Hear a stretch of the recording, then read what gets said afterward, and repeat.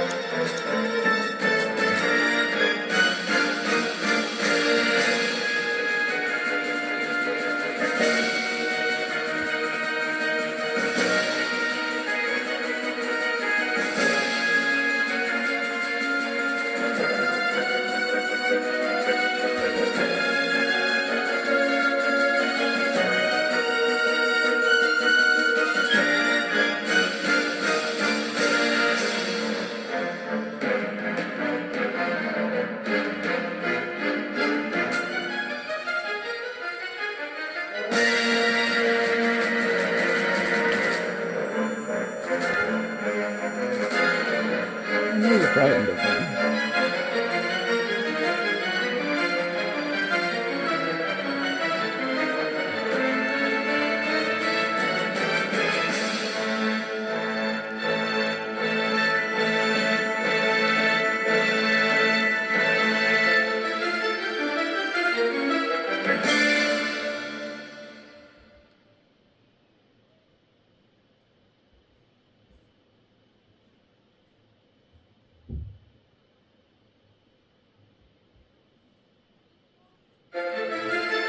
Tell you there's no reason to be, it's completely pointless. Because no, you won't listen. There we go. Is that the one? No, that's not the one. There it is, that's the one.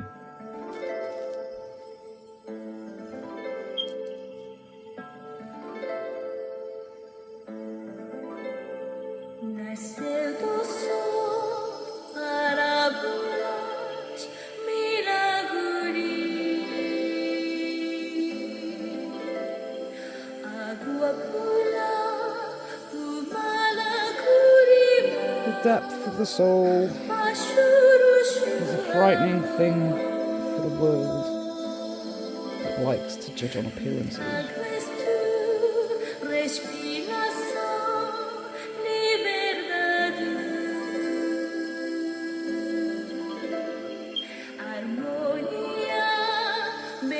That's the point of all this.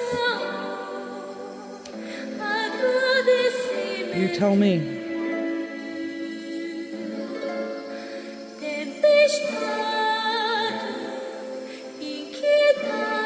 Understanding of what? Me or you?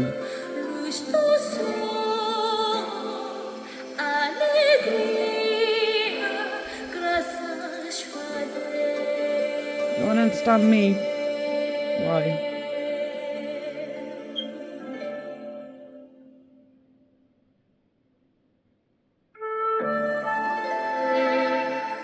If it's to understand me, then why would you want to understand me?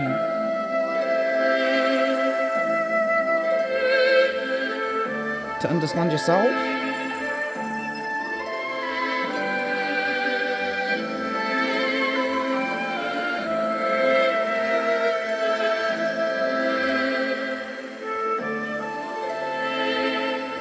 To feel like someone understands you?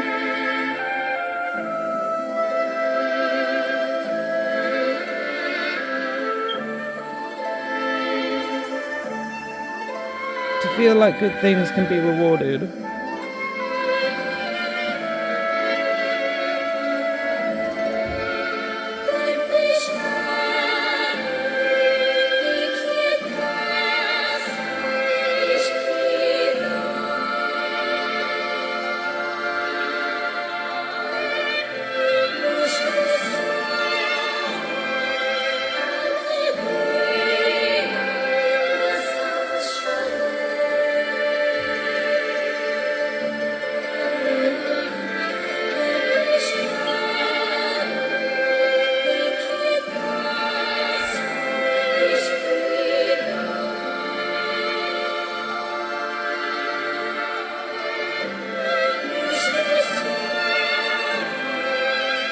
I'm not frightened of you for the reasons you think I am.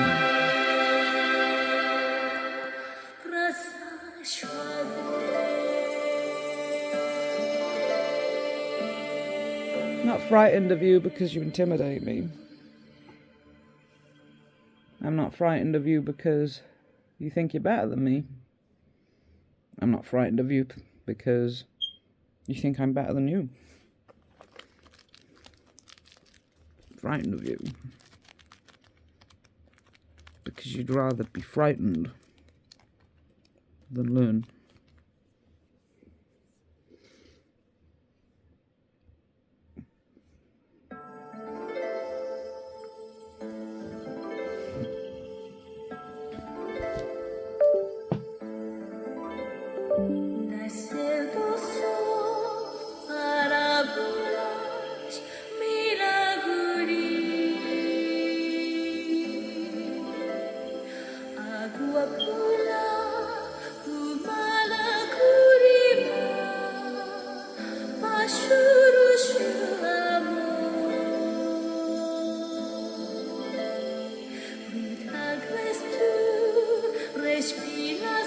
Christianity is not what you think it is.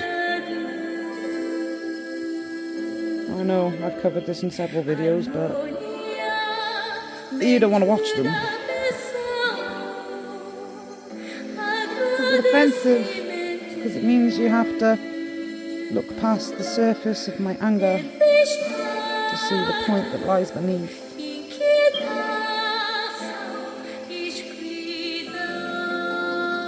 But everybody loves divine wrath when they think it's fighting for their rights. They don't love it when they're on the receiving end of justice.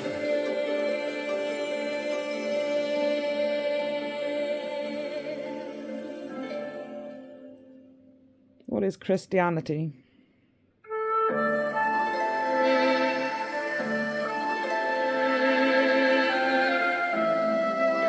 The religion of repentance. What are you repenting?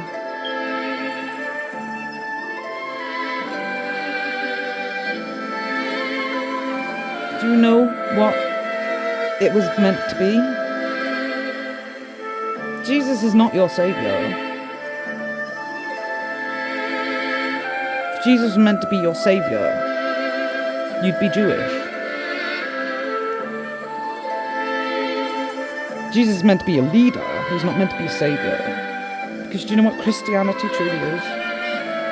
An oath to the Jews that we will fight by their side against the slave masters that wish to either enslave or destroy them.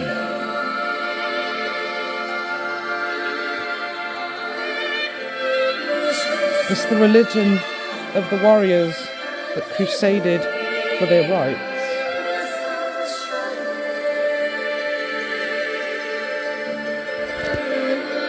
The pagans that said, we want nothing to do with this.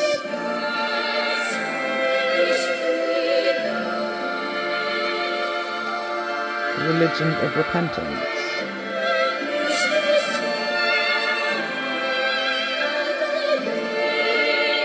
There's 3 one-God religions.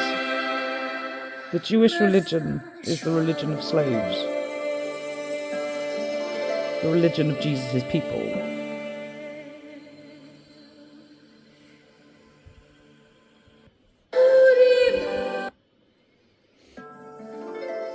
The Christian religion is the religion of the warriors that agreed to help them fight for their freedom. And Islam is the religion of the slave masters that wish to control the world.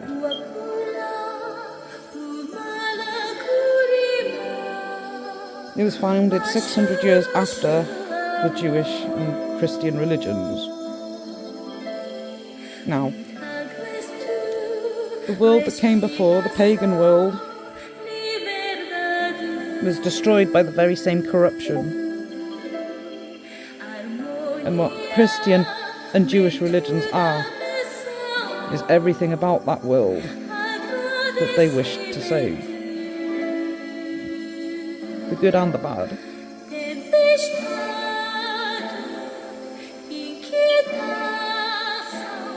They didn't want to erase suffering, they just wanted it to be balanced.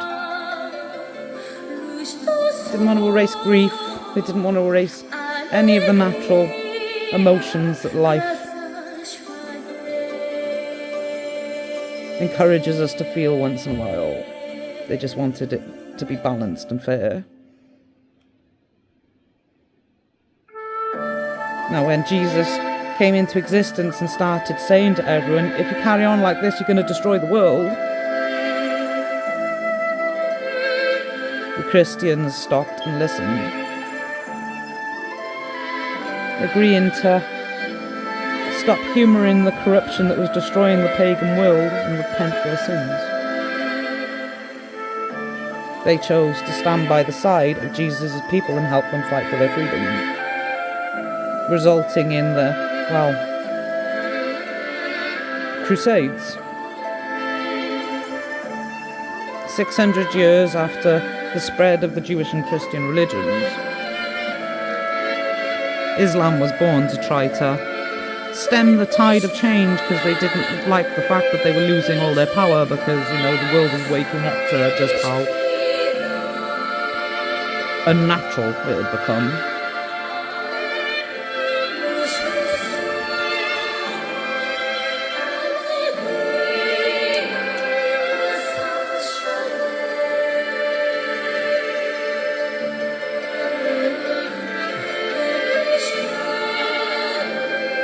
So before you turn around and say that you're a true Christian, ask yourself this.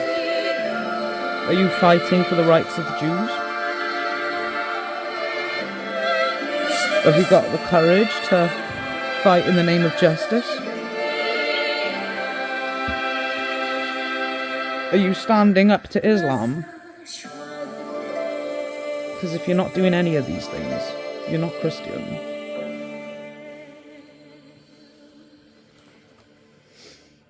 Forgiveness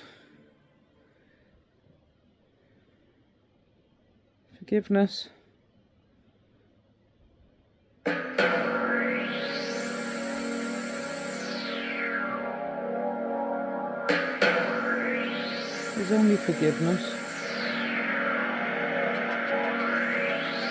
And the person you're forgiving is genuinely sorry. And here we go. Purification of darkness. Come on.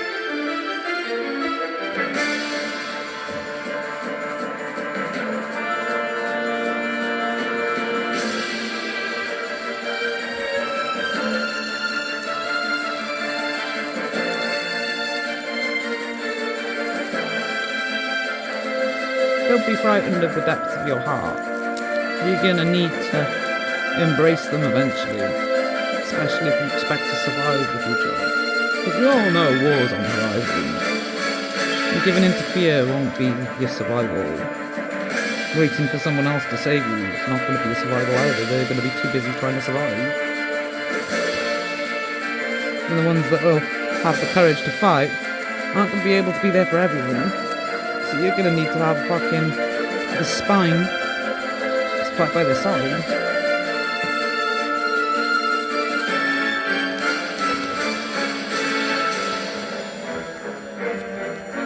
Fucking listen to all these fucking wannabe preachers of Jesus that say, oh, put your faith in fucking me and you'll be saved. You know, if you don't have a spine, you won't.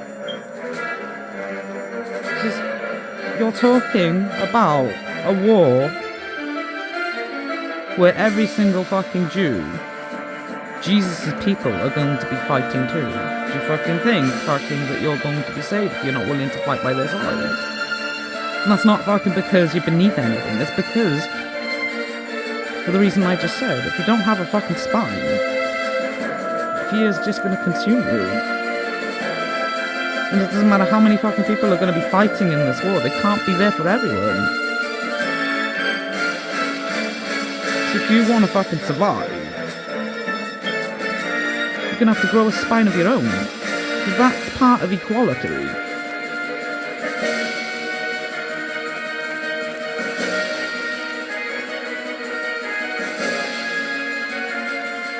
See in my eyes.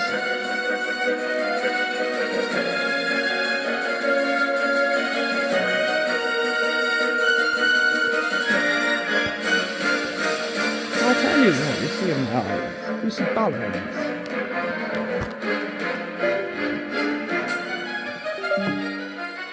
Hope and despair. Neither one suppressing the other.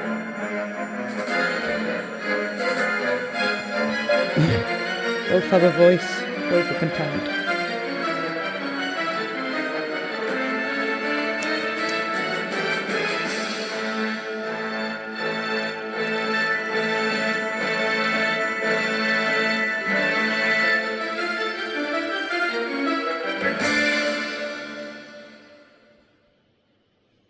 Come on, one more time.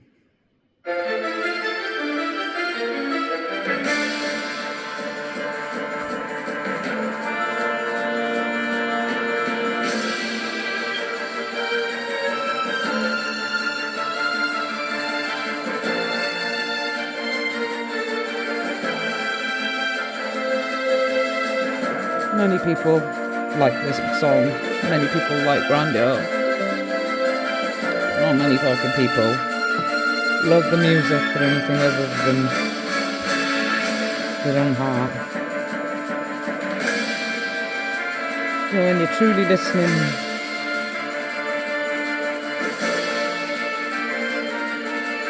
you can hear the world.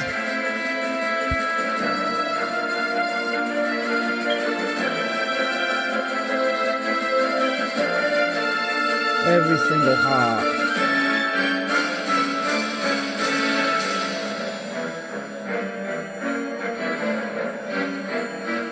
It's like this song, this music here, Purification of Darkness. Lots of people love this track. They can feel themselves in it.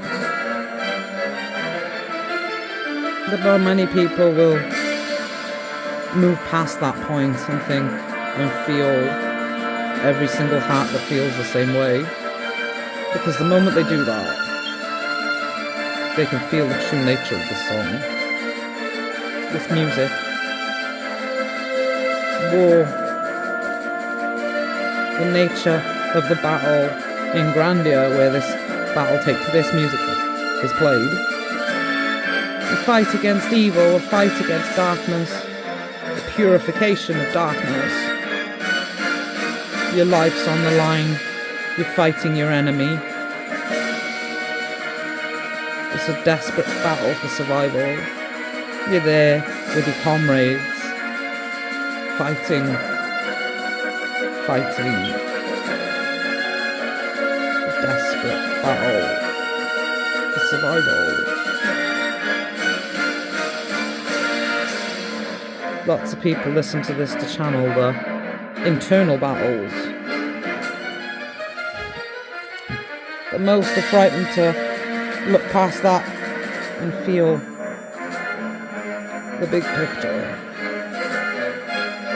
And that's the difference between an empath and someone that pities something. An empath doesn't just pity someone suffering. An empath feels its place in the big picture. And why it is the way that it is.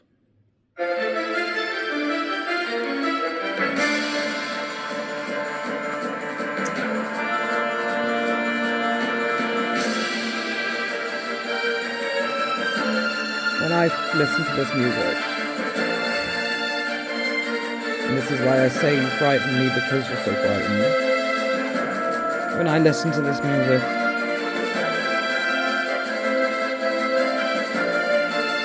I feel the hearts of warriors on the front line, fighting for survival. Their hope, their fear, their bravery.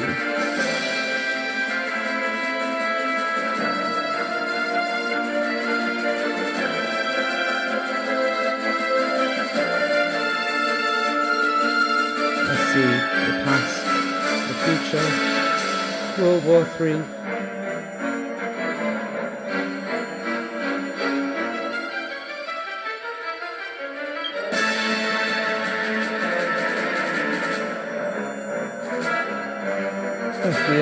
I feel the fear consuming everybody that's trying to flee. The determination of those pushing through their fear to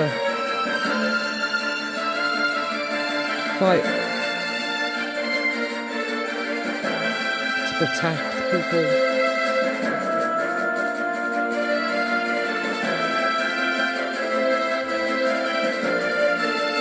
Brutal, destructive nature of the selfish, wanting to control.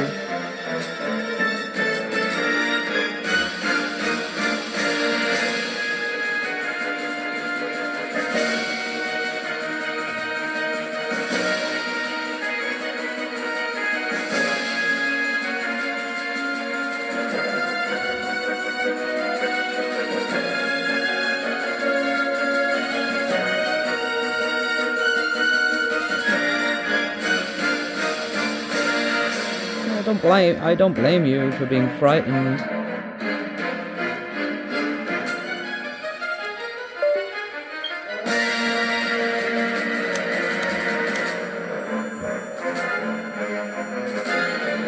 I don't blame you for not wanting to look past the fucking circles. Carrying the weight of the world on your fucking shoulders isn't easy.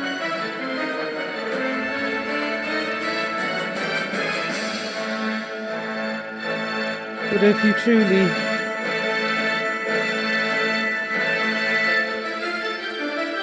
truly want a hero, you're gonna have to. Because if you're tired of your heroes falling from grace,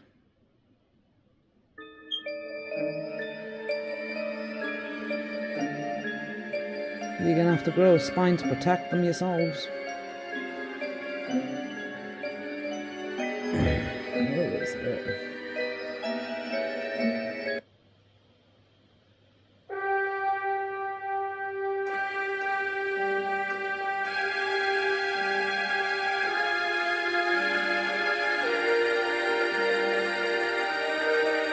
Here we go.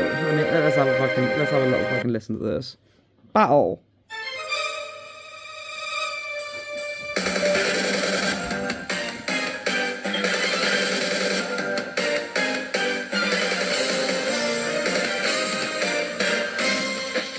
Once you've gotten to know yourself, you'll know what you love, what you don't, and you'll find what will light that fire in your heart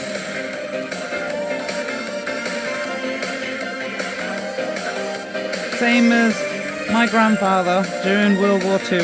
He came fucking back. May not have come back the same as he was before he left, but he survived.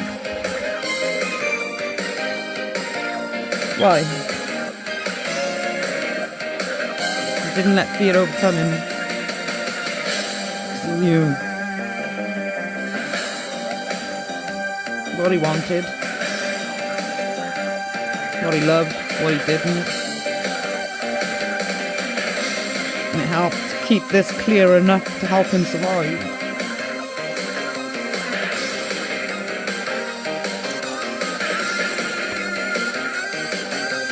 Lots of people these days are drunk on the, oh, isn't it fucking cool? Look, Call of Duty.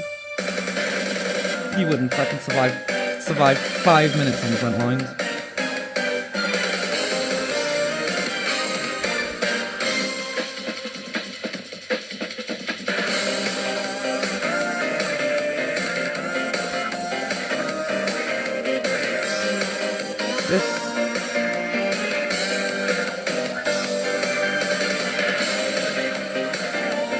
This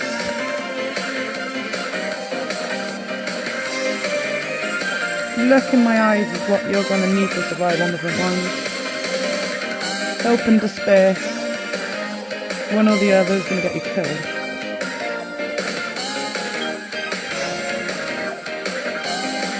Enough hope to keep the fire in your heart alive, but enough fucking despair. So not let your hope turn into an ego that will get you killed.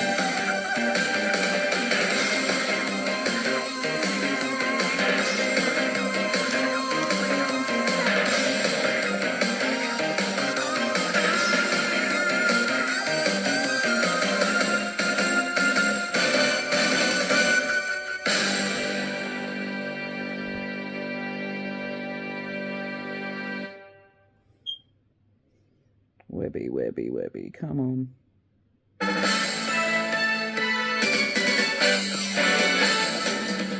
Version 1.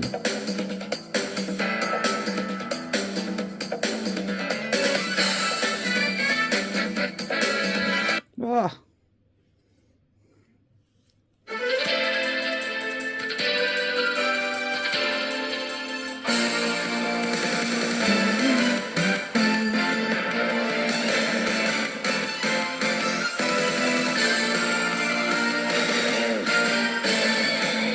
Now people listen to the fucking battle music of Grandia and think, oh, so cool. If you think it's cool, you haven't got the heart of a warrior.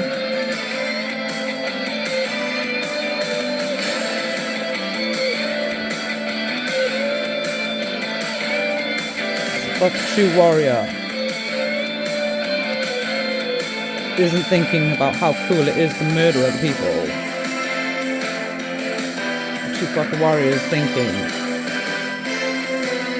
I'm not gonna let you kill me. I'm not gonna fucking let you kill my friends or my family.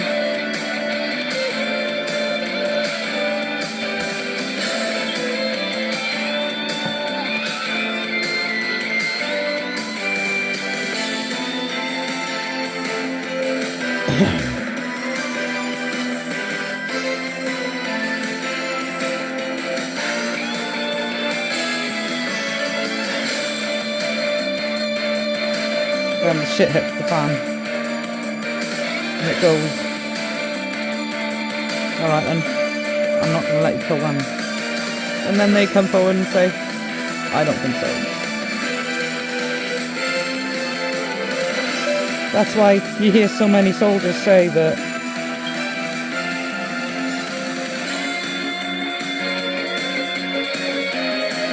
the comrade, the brotherhood between soldiers is not something you can explain until you've been there.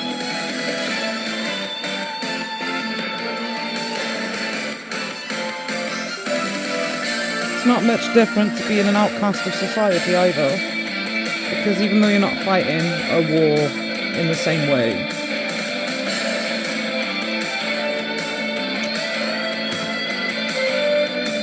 it's still a fight for survival. With people wanting to ram fucking drugs down your fucking throat, to have the will to say fucking no and risk getting stabbed for it.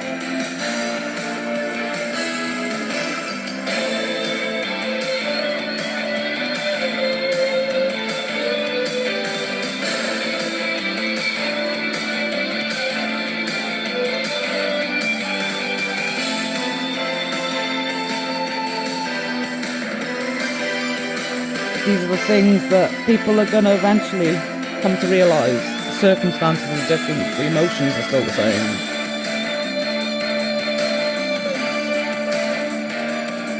And when the shit hits the fan and World War III fucking erupts, it's going to be all these survivor communities that are going to step up and go, I don't think so.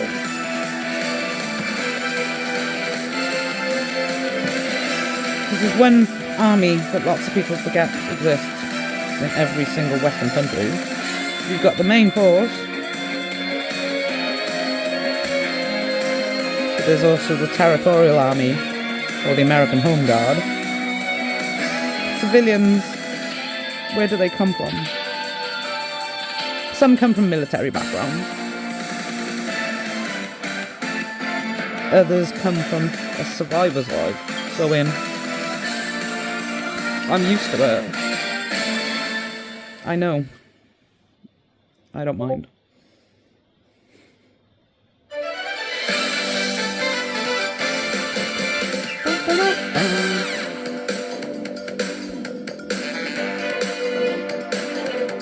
And that's part of the problem. There's so much grief in the world that it tends to cloud our judgment. But we think that everybody has to understand the intricate details for the similarities between them. The emotions are still the same. What inspires them is the only thing that's different. Fear is still fear, regardless of what's provoking it. Love is still love, regardless of what's provoking it. Doesn't matter whether you're a soldier on the front line watching people murder each other, or, well, a recovering drug addict trying to get away from a fucking life where everybody either wants to stab you or drug you up on fucking drugs that are ultimately going to ruin your life. It's a different kind of enemy. But the desperation, the fear, the emotions are all still the same. When you focus on the emotions and not on the situation,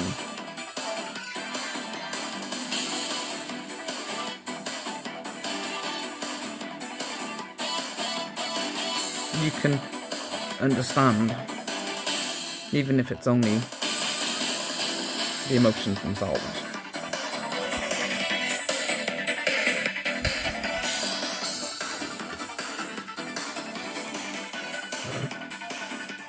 Soldier on the front lines comes fucking back broken. The horrors they have to fucking endure, they can't talk about it. But if you've experienced the same emotions they're going through, you can understand how they're feeling.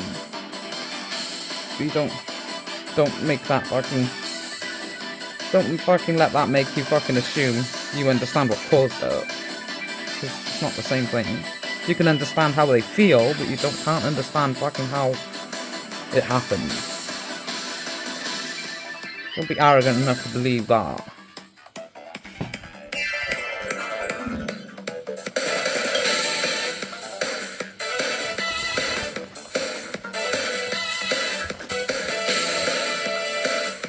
You're sitting there fucking patronising them by going, oh, you know, just make a fucking effort, la la la la la la la. That's not gonna fucking do anything other than make them hate you.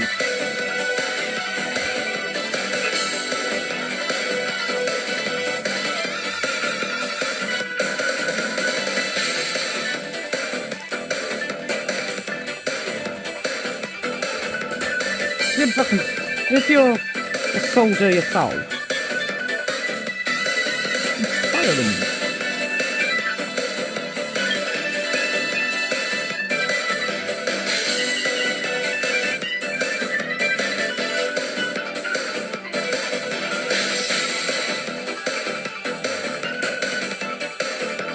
Show them the sacrifice was, not in vain. How? Like I just said, show them you understand the emotions, don't patronise them by telling fucking them you understand what caused it.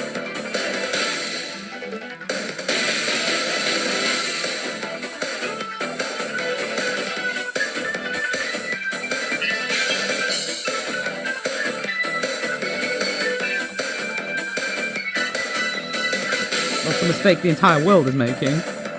They think that they understand depression because, oh, well, you know, you're depressed, oh. There's understanding the emotions and understanding the cause. Everyone can understand how it feels. But unless you've been through it, you can't understand what caused it. Don't fucking pretend like you got the answer of how to fucking work through it, because there's a different fucking way to get through every single fucking situation. That's because the emotions are the same. Doesn't fucking mean that the solution is the same.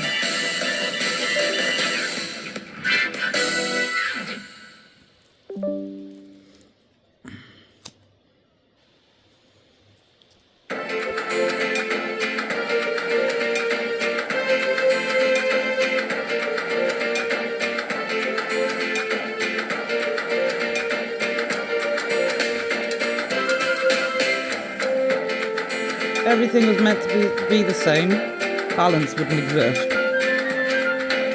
The lion and the tiger are both big cats, but one likes to socialise, the other likes isolation. They don't socialise with each other because they don't agree. But just because they don't agree doesn't fucking mean that fucking either one thinks that the other one doesn't deserve to exist. They just agree to leave each other fucking alone.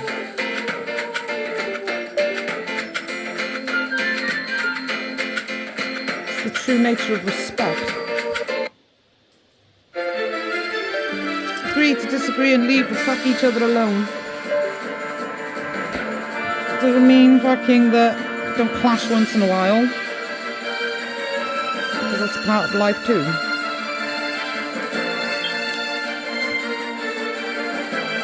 Every single aspect of nature grows to the point where it infringes on each other's borders eventually.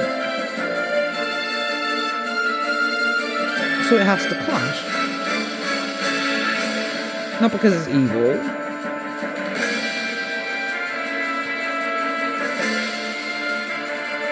Because in order for life to thrive, everything has to stay in balance. And every now and again the balance gets upset, but it restores itself. Fearing that clash isn't going to make it go away.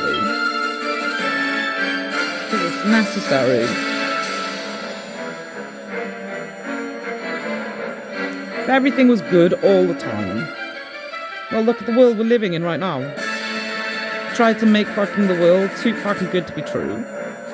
Most people don't even fucking believe it's real any fucking more. People fucking, you know, just breed for the sake of it. Having kids is a solution to their problems. Something that's just expected of them. And most people don't fucking have time for their own fucking families because, what? To live that easy life requires money. You spend more fucking time trying to earn the money to make life easy, and you end up losing your family. That's why the balance exists. Don't want it too easy, don't want it too hard. Moderate amount of everything.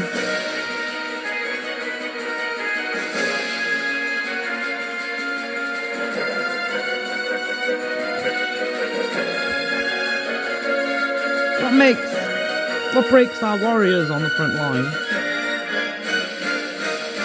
The things they're expected to do. Why are they expected to do it, though?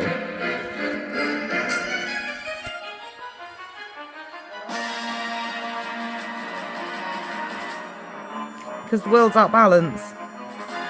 Why is it out of balance?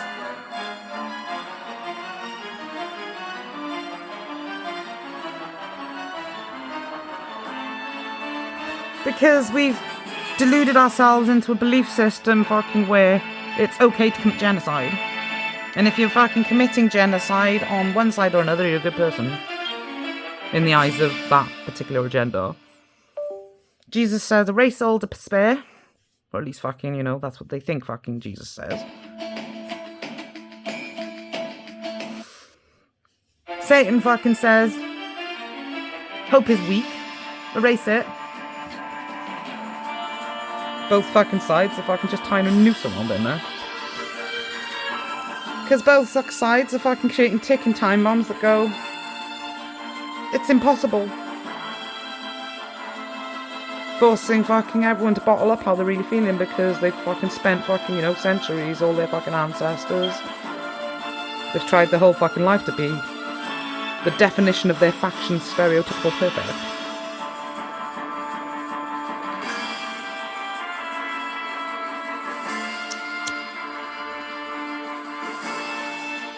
And that's what causes lots of fucking people to live with regret and despair. You go fucking out, you try to fucking meet fucking someone. I hope they like me. Why? Why do you want them to like you? Because you like them. What do you like about them? They're pretty?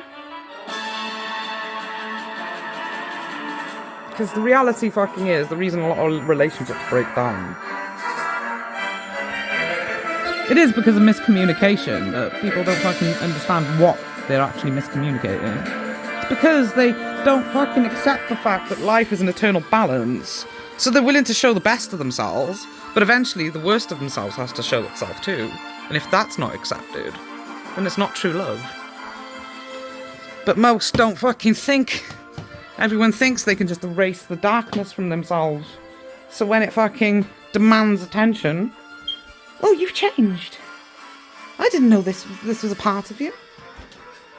That's why relationships fail, because they fucking expect that part of themselves to just cease to exist. See, the reality is you can't make that part of you cease to exist.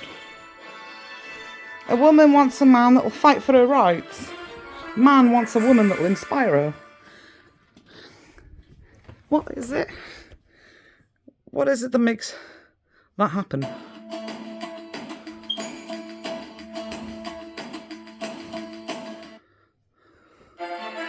Sit and think about it. What actually makes that happen?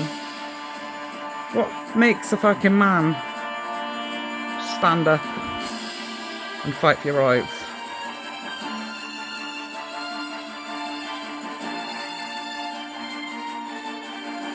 That depends on the man you're attracted to, really, doesn't it?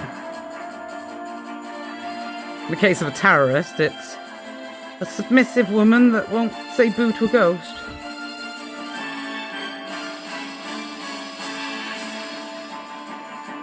In the case of a man that likes a woman to be his equal, it's the woman that's got the fucking nerve to say, leave my man a fucking alone or I'm gonna knock you out.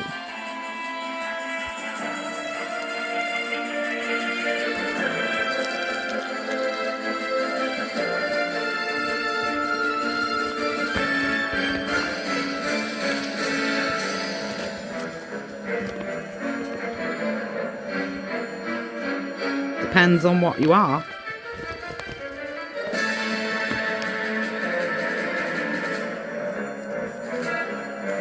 When two prides of lions clash over territory, it's not just the male that does the fighting.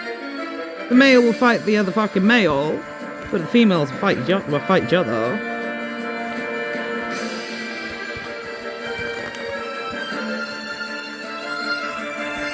And when, you're with a fucking man that is inspired by a woman that's willing to fight too,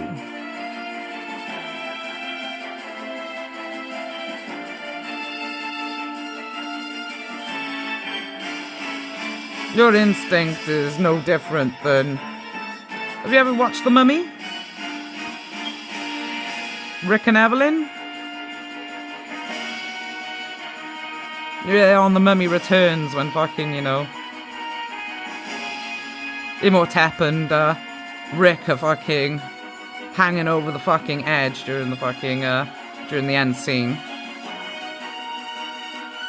And Anaxunamun and Evelyn are fucking there, fucking, debating about fucking whether or fucking not to go and fucking try to save the love of their life.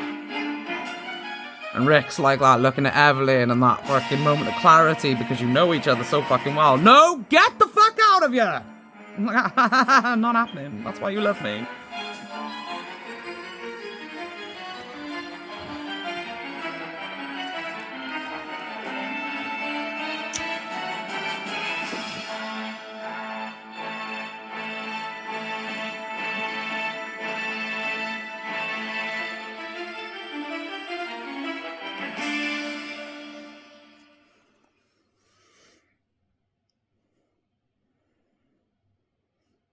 everyone dreams about that kind of romance. But if it's that kind of romance you want, then you need to accept its nature. And its nature is that, well, both fucking parties fucking need to have a spine to, well, indulge their aggressive side. Their darkness.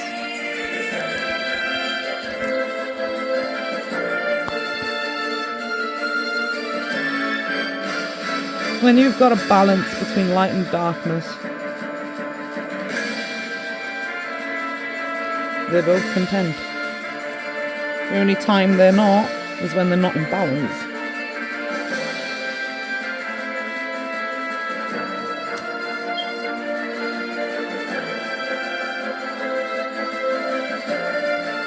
And the only reason we're on the verge of World War fucking 3 right now is because we're reaching for things that keep upsetting the balance. We want the perfect world where, you know, we can have everything handed to us on a silver fucking platter. We want everything. We want good health, but we want to deprive ourselves of everything that will keep us in good health by being lazy. Instead of walking, we want to use a car.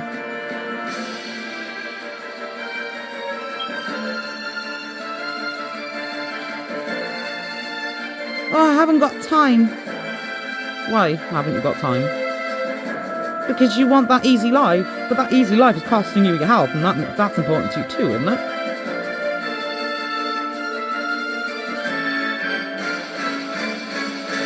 Oh, but I need to be able to afford to eat. Use your garden. That'll keep you healthy.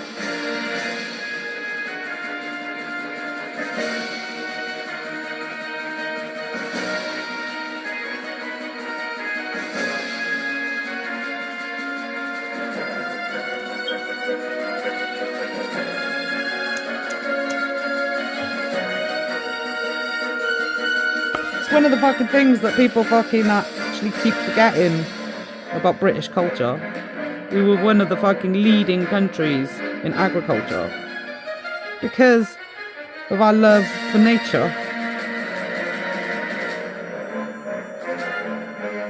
We loved our gardens. Do you love your garden? Or do you think, oh, I'm not green fingered, I can't be fucked, let's just go to the shop? Then you're not British.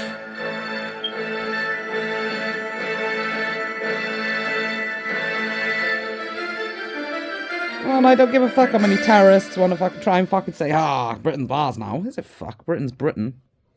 Like it or not, little bitch, Britain still belongs to nature, and if you don't fucking respect nature, nature ain't gonna fucking help you survive.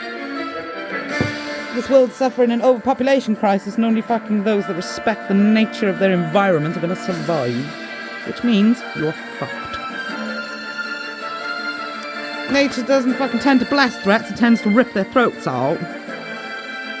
That's why she's labelled as fucking evil in a lot of fucking religions, because she doesn't give a fuck when you threaten her.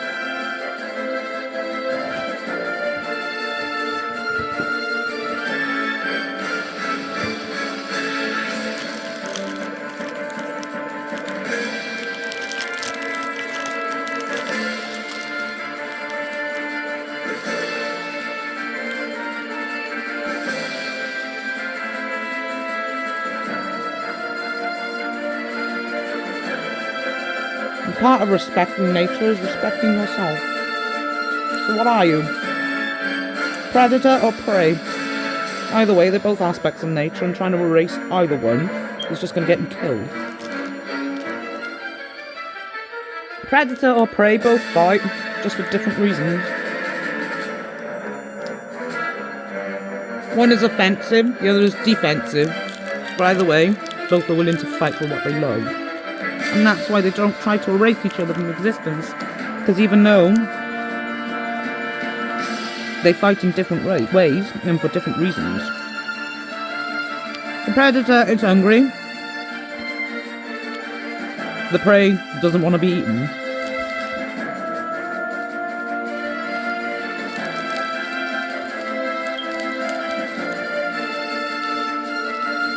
Either way, they're both fighting for survival, and that's why they don't try to commit genocide on each other when one or the other wins.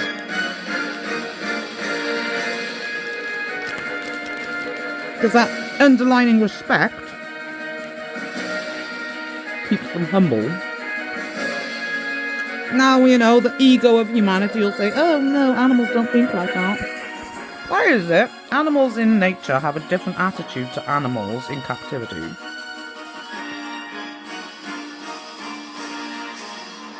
Because animals in captivity are raised by humans, and humans have lost their connection to nature.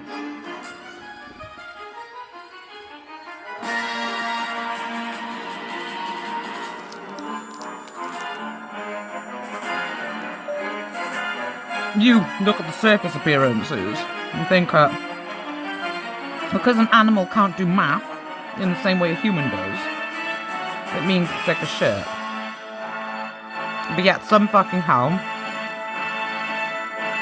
animals can still act in a fucking way that's in life's best interest, despite not fucking having, you know, the 250 plus IQ.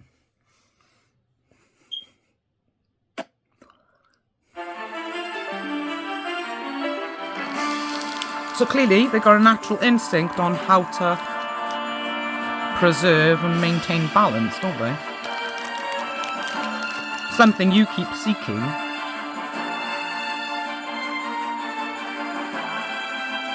They don't seek it, they don't need to. Maybe a very basic instinct, but it's enough for them to help maintain their fucking environment and everything they need to survive. Why do they need more than that?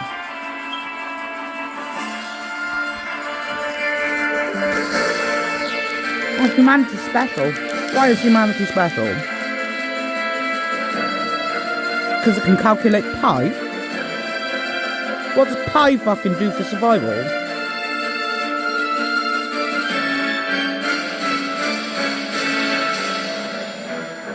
What does pi do for survival? Creates a rocket for you to go into fucking outer space so you can go and fucking abuse another planet. Well, if you had the capacity to look after the one you're fucking on, then, well, you wouldn't need to go out into outer fucking space. So what does pi actually do to help you survive? Nothing. It's the reason fucking why you fucking want to leave the planet. Because you fucked up that badly and you're frightened of the fucking, well,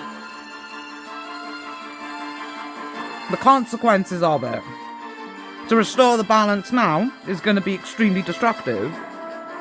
And that scares the shit out of you. Which is why you want to fucking run away.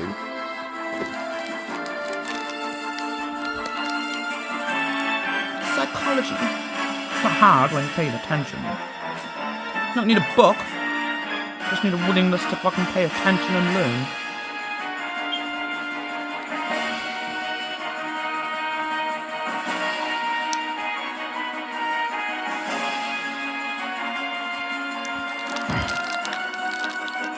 And that's that willingness to pay attention and learn.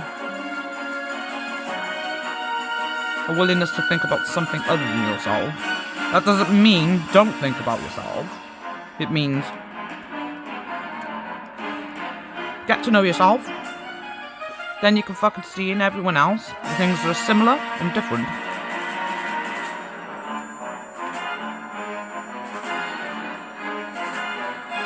And when you can see what's similar and different, you can trust your instincts on which people your heart's saying, I like them, I don't like them. And you won't be sitting there thinking, why don't I like them? Or why do I like them? Because you'll already know. Because you'll know yourself. What you like, what you don't. And you'll be able to tell the fucking difference.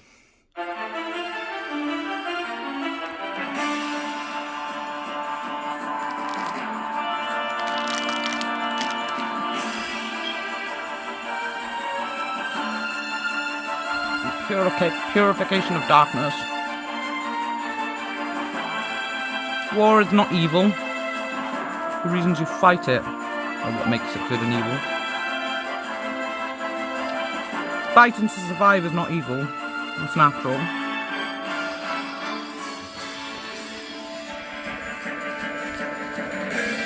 Only a dictator would begrudge you for that.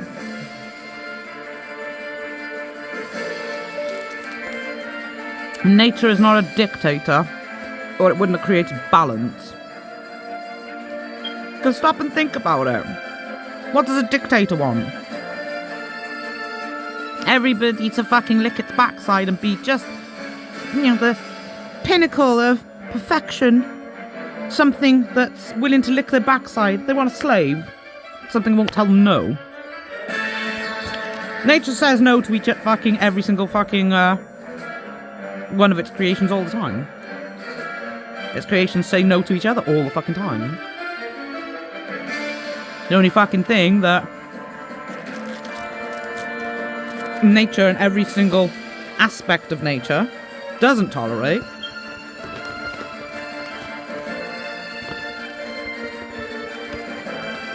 is domination. Balance. Every single fucking one of you, every single aspect of nature always strives to stay in balance.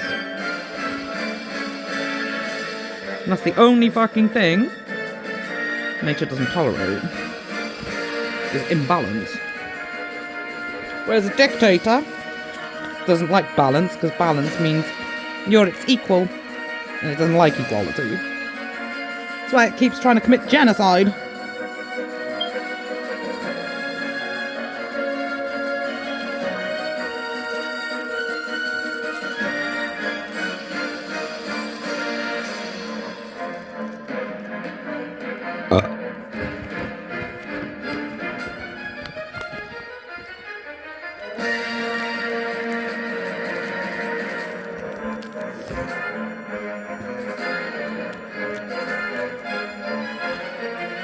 But the reason you don't need to fear dictators is because dictators don't tend to fucking have allies.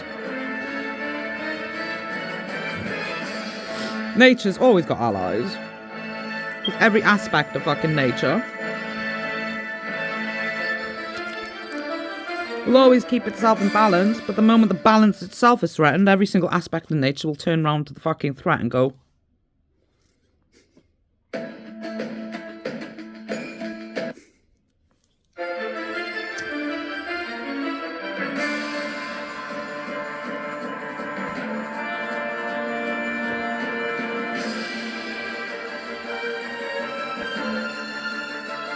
whether Islam likes it or not, it's fucked.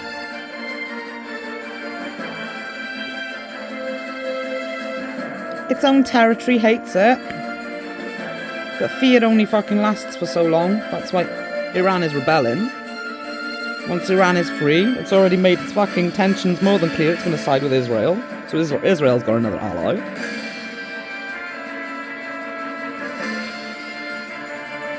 They are then going to inspire fucking even more fucking countries around them to do the same. And since fucking Islam has invested, well, everything in taking over the fucking West, they're losing the fucking East. The more they fucking lose, the more they're going to have to turn their attention fucking back to reclaiming what's theirs, because they're not going to fucking tolerate fucking, the rebellious nature of all the people that say, fuck you.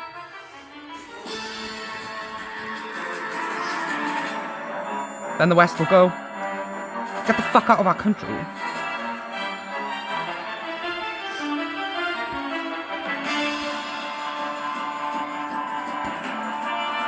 A good commander knows, don't overextend your forces. Islam has done exactly that. Oh, but they're fucking breeding rapidly. Fucking no, we'll be fucking pushed out of our own country in fucking 15 years. No, we won't. The difference between fucking the West and Lebanon is the fact that Lebanon was already part of the fucking Middle East that shared, a culture in common with the rest of the Middle East. Maybe not 100%, but enough to give Islam a doorway to take over. We are so fucking incompatible that we'd be in civil fucking war before they're in a position to take over our country.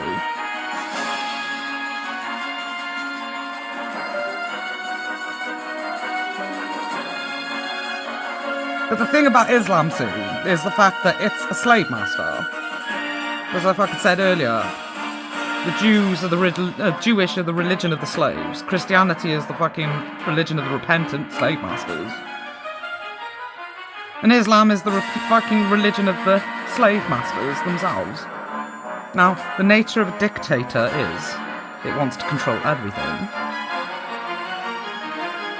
And since Islam does nothing but raise dictators, they're never united because they always see each other as a threat. So it doesn't matter which faction is in charge, the others are always plotting its downfall. They're never united. Unlike fucking, the Jewish and Christian religions, which believe in cooperation, fucking all that, as weak as fucking we are in Islam's eyes. We're always fucking capable of working fucking together without feeling the need to dominate each other.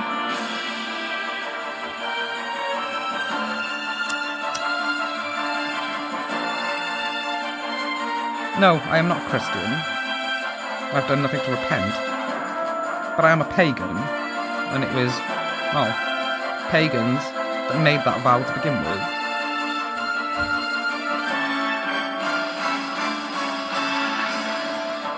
So in that sense, yes, I am a Christian.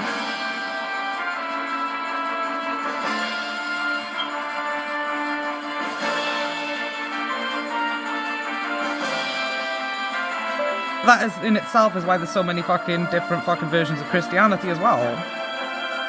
Because the Catholic fucking religion was exactly fucking that. For the repentant.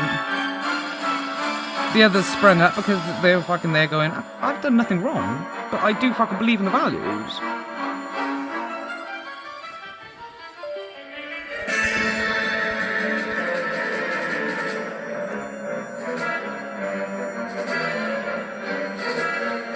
I'm a pagan. And as I've said fucking before, that's the last fucking part that you need to fucking come to fucking terms with to realise the reality. And to do that, you have to fucking pay attention to history to understand what inspired it all to begin with. That's pagans watching our fucking world get destroyed by the very corruption that Christians fight against. You're pagan.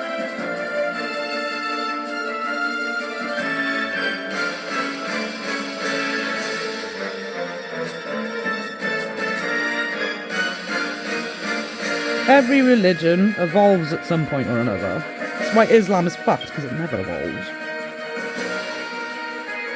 Dictatorship never evolves, it just dies. In its desperation to survive, it'll cling, but it always gets its face smashed in, becoming more and more desperate every single time it falls. Until eventually, evolution takes place and it ceases to exist. Oh, it always comes back. No, it doesn't. It seems that way because,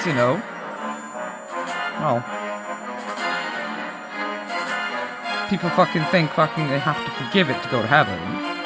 But that in itself is fucking terrorism. You don't have to forgive it if you don't fucking want to.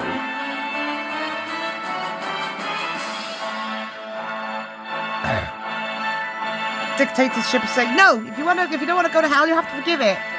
Why? Are you fucking tempted to run out and fucking start acting like a terrorist saying, my way or no way at all? Starting committing fucking genocide fucking to get your way? Because if you've got no fucking desire to do that, then there's no fucking reason for you to not to forgive them.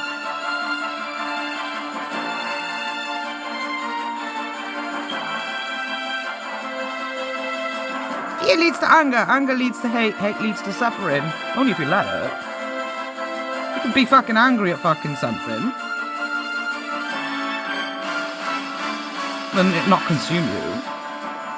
If you get assaulted or attacked by something and you fucking really see, not surface appearance, depth appearance. You can always tell from the look in someone's eye whether or not they've learned. If you could look in their eye and see that they've learned, then yeah, forgive them. If they haven't, don't have to forgive them.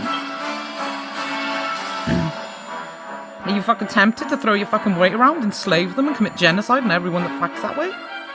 Then you're a good person, so you don't fucking really need to forgive them. Just turn around and fucking make it more than clear. Stay the fuck away from me, I'm gonna knock you out. That's natural.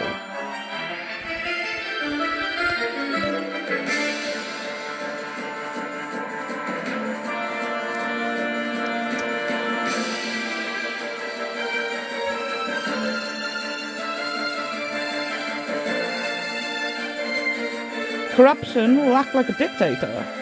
Nature's not a dictator. Neither is any animal that's a part of her. Anything that fucking says, bow to me or I'll fucking kill you all, is a dictator. So if Jesus isn't a dictator, then it's not Jesus you're listening to. You're listening to the fucking false prophet that fucking, infiltrated you fucking when it tried to use you for forgiveness so that it could spread its fucking disease. And, well, bring about the fucking prophecy it fears the most. Its own destruction. But what you need to focus on is who gave you that prophecy. Oh God! Jesus!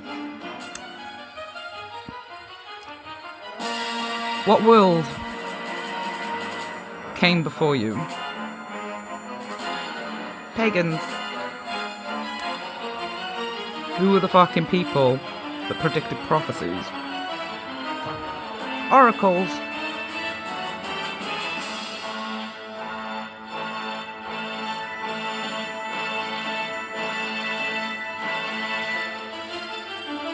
Who?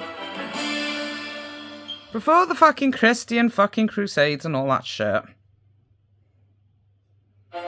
Who were the ones running fucking around? Before the Christians fucking, long fucking before the Christians went on crusades fucking trying to erase fucking pagans from existence.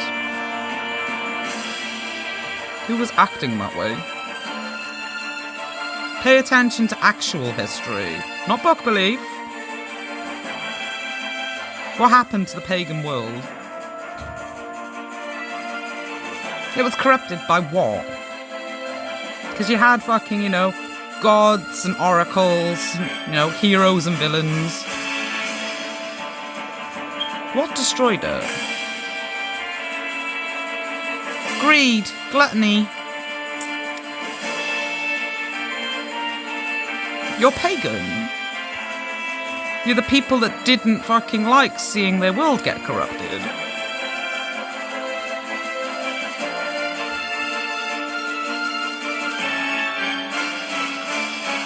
Maintaining everything, every aspect of balance that was pagan, and telling the corruption, fuck off. And your prophecy was predicted by an oracle.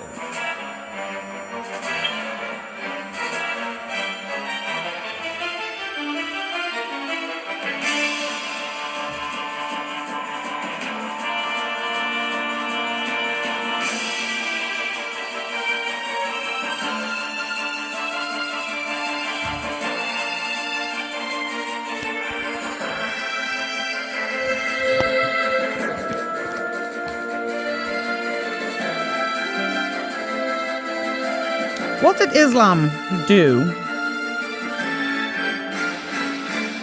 to the infidels, the pagans of the Middle East? How much survives of pagan life in the Middle East today?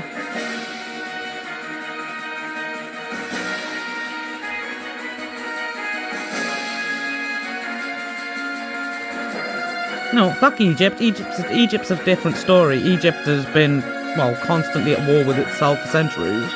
They never fully took over Egypt. That's why it's fucking constantly at war. Same with the Middle East itself. It just seems like it's an Islamic, state, country, fucking, unity, blah de blah de blah, control, blah blah blah. But if it was fucking truly fucking, Islamic and content, it wouldn't be fucking constantly at war with itself, would it?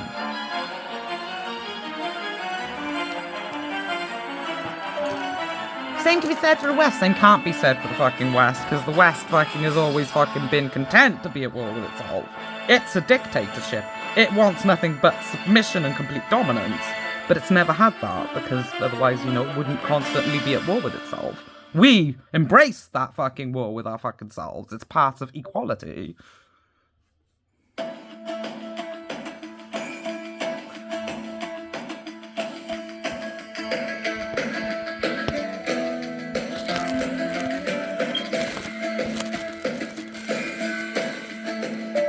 Which is why we change, but we don't fall.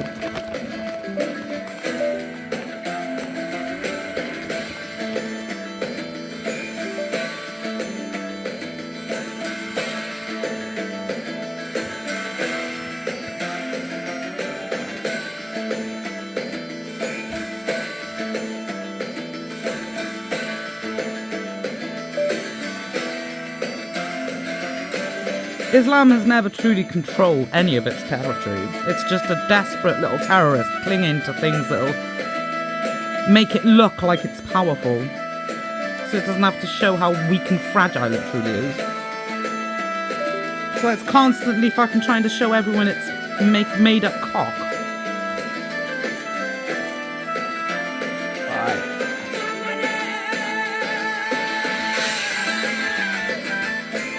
Time to mix it up a little bit, yeah. Now this is the original Grandia soundtrack. I fucking love this game.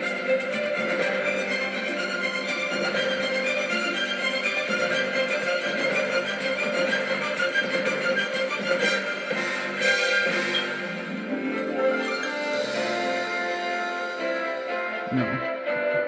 The wrong one. That was just the main theme. I want the actual soundtrack. There we go.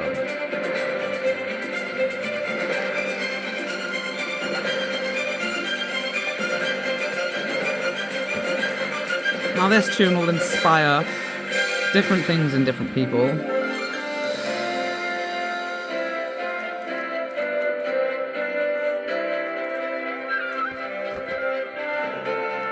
If you've never played Grandia before, I'd highly fucking recommend you play it, because it's an absolutely incredible game.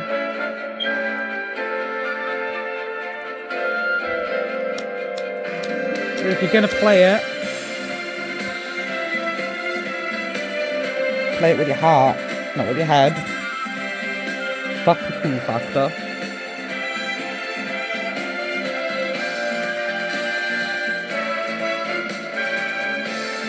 Grandia is the type of fucking game that you play it for the story.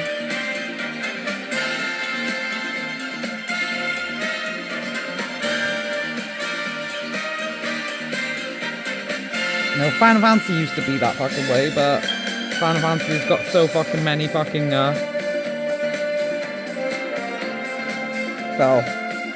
battle systems are always encouraging fucking you to go above and beyond, which encourages, you know, low-level playthroughs and all that shit. Grandia's not like that. It's a very simple battle system. Because it's all about the story. Grandia 2, that's a different story. That one fucking did decide to fucking complicate fucking things and, you know, try to be a bit too much like Final Fantasy, but still amazing. But number one.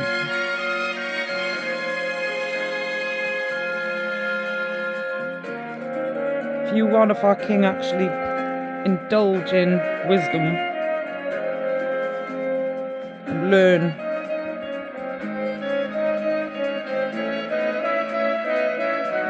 this is a fucking game to play.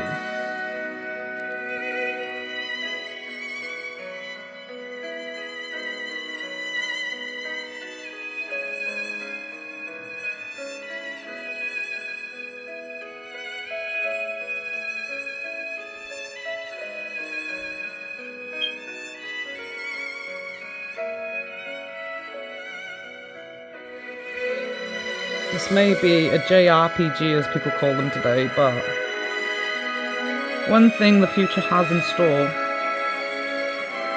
is that the East and the West, before it's all over, are going to realise just how much in common we actually have and how much we've truly inspired each other over the years.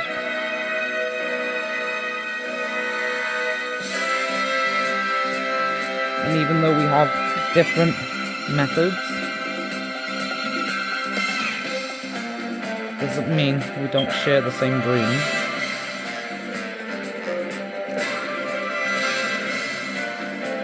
People might not fucking believe me, but China's not gonna fucking be favouring Islam forever. People can look at the surface and go, oh, but you know, it's a communist country.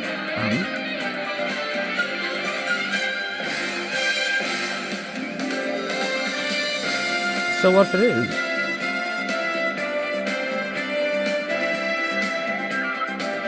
Even if it is a dictator, is it like Islam? Does it fucking go fucking invading other people's fucking countries and going, I'm here to take over? How many fucking years has little China existed in America? How many fucking times has it spread across America going, America's ours now? It's never done that. Maybe a fucking bit of a communist, but it's not fucking out to control you. Just doesn't fucking want you to destroy it. It wants to survive.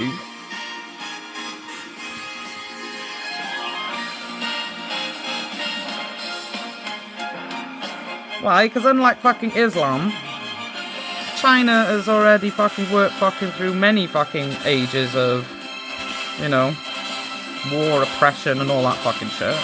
Just like the West has. It just found different methods of surviving it. And all it really fucking wants is to continue to exist. To China, Islam is nothing but a useful tool. So it may fucking, you know, send fucking shit its fucking way.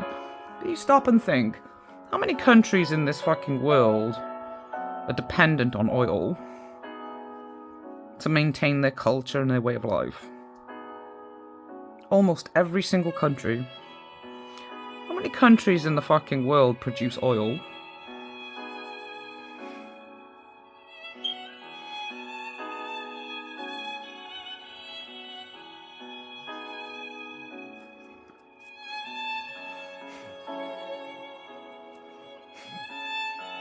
Don't.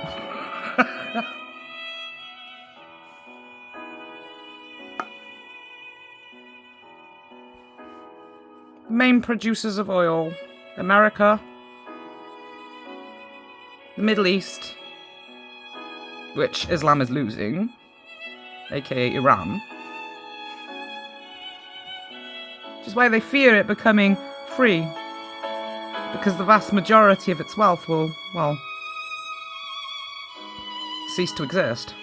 And if Iran gets on its feet, it's going to inspire everyone around it to rebel. But the mistake Islam has made, see, is assuming that just because the West has got this, you know, amazing life fucking style that they want to control, doesn't fucking mean it doesn't need oil. And only America produces oil.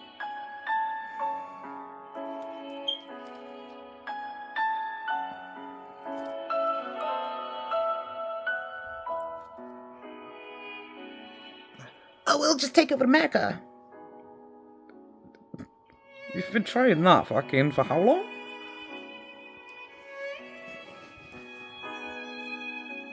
What, you fucking think all the fucking people fucking that have got fucking guns in America are just gonna let you take over their country?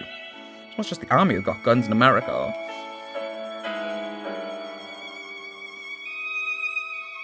Oh, we'll get guns. Well, you fucking think fucking that, you know, wise fucking people of the fucking Middle East that are on the verge of freeing them fucking selves are gonna let you take over the very fucking people that fucking helped them earn their freedom? Simple. You've got so many fucking enemies that you're fucked. You try and focus on fucking taking over the West, the East ends up fucking freeing itself. The moment you try to focus on taking over the East, the West frees itself.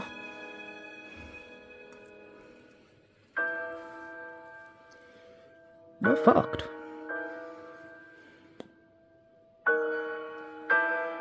As a dictatorship, your army is full of frightened people. You don't have the same discipline that Western fucking civilization has. Because we don't fucking begrudge ticking time bombs for fighting for what they love. You do. You expect them to fight for you even if they don't love you. Which always fucking makes them fragile when they have to face reality. Which is what fucking happened in Iran, is it not? Oh, no, don't kill us. You think fucking just because you got the occasional fucking person that's fucking stupid enough to let you strap a bomb to its waist, that means your entire army is stable? It's a fuck. You may have fucking little huge numbers, but that's only because you don't keep a cock in your pants. Doesn't fucking mean they're all disciplined and they're fucking enough to, you know, fight for your belief systems. Most of them are just frightened fucking people. And frightened people in war break. And they either get themselves killed, or they beg for mercy.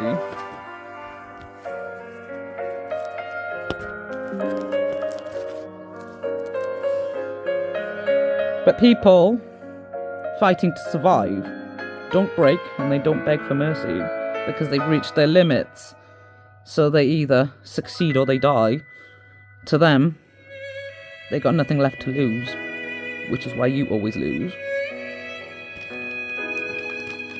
Because your army's not fucking full of people like that. It's full of frightened fucking people, fucking frightened to dissipate a dictator, a ticking time fucking bomb that'll eventually fucking turn fucking into your enemy.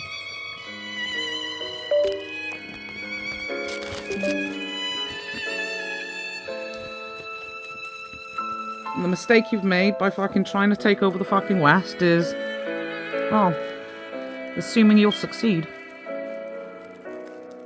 We're not a dictatorship. We fucking embraced the conflict.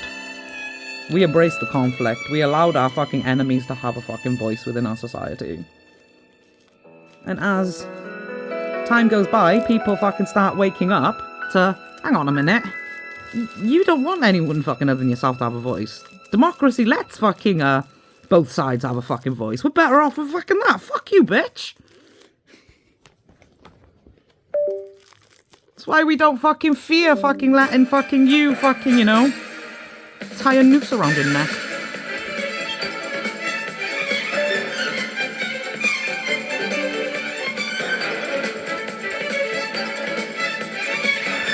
Depending fucking on fear to win your wars ultimately leads to losing everything. You don't need a massive fucking army to win anything. You just need a strong will. If you had a fucking strong will, you wouldn't fucking play the victim fucking card every single fucking time you have to face fucking reality. You'd be fucking no different from the fucking patriot that goes, kill me, don't kill me, don't give a fuck. But I'm not gonna let you kill them.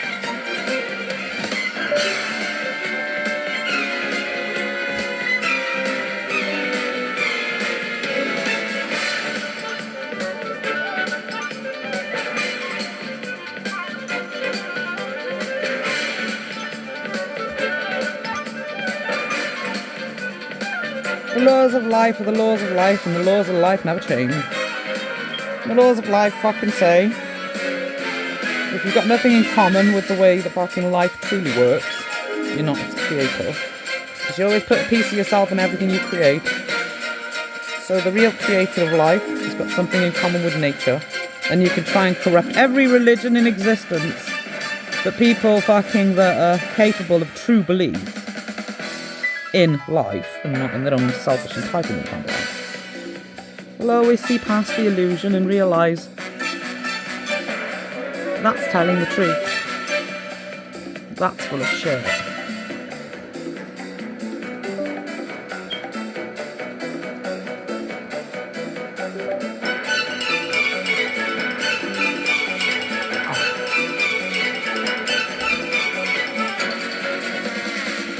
I do look down on you.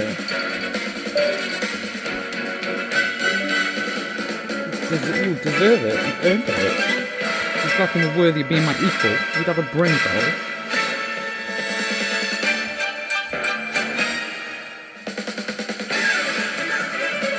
You're truly arrogant.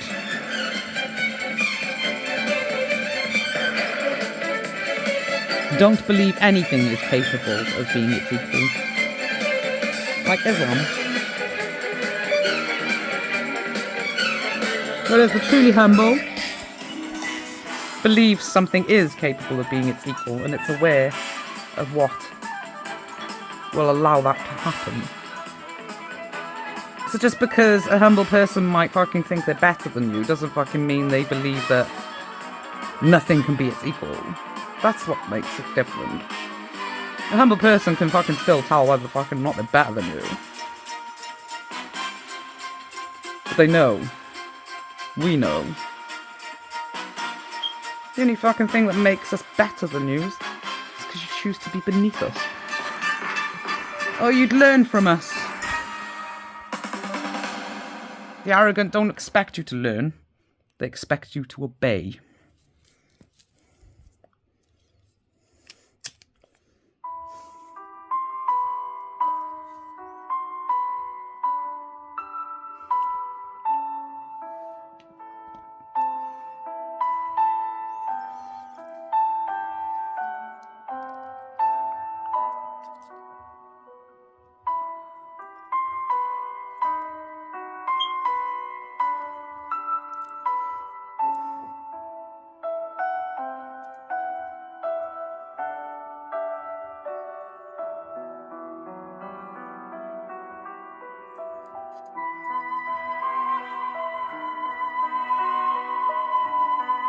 I don't want a conversation.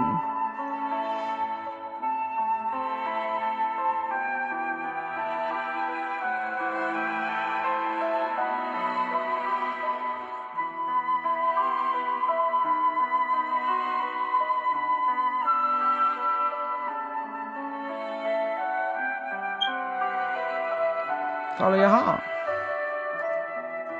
You feel like you have to say anything. I get it.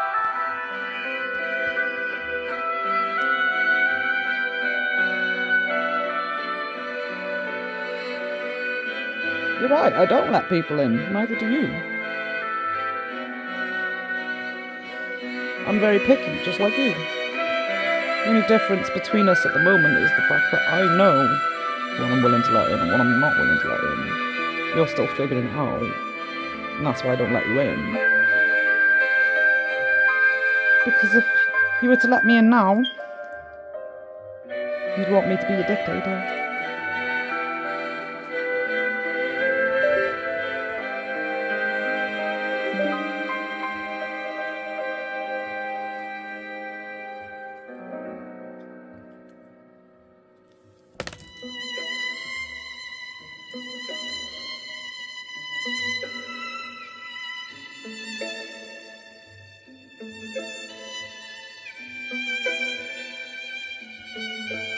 If you love something, let it go. If it comes back, it's meant to be. Don't let that make you believe that if someone comes fucking back into your life that it's meant to be, because that's not what it means.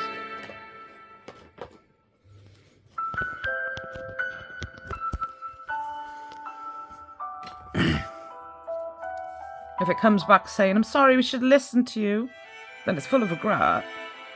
But that doesn't mean it's come back into your life.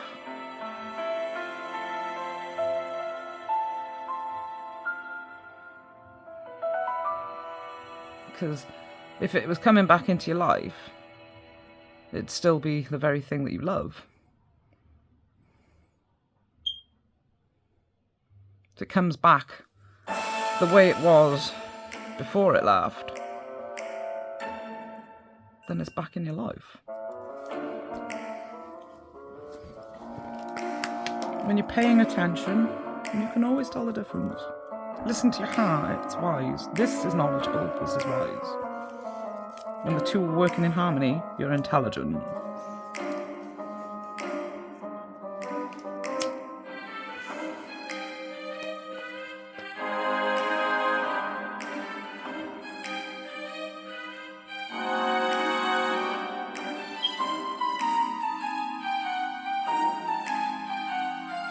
This is why oracles ceased to exist back in the day. People became dependent on us to predict their future instead of being brave enough to learn from their own experiences. They wanted the safe option that said, oh, what's my future today? True oracles predict prophecies. Prophecies are things that affect the whole,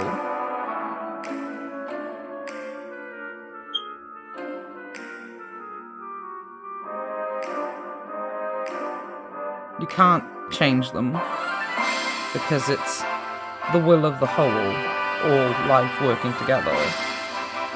All you can do is prepare to survive. And that's why we became so addictive. And that's also why we disappeared.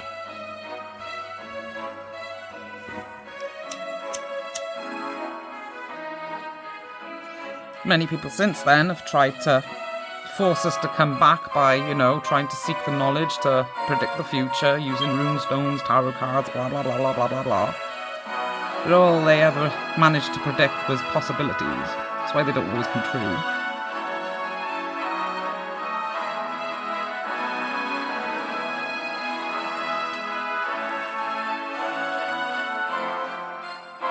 That's why I can't let you in.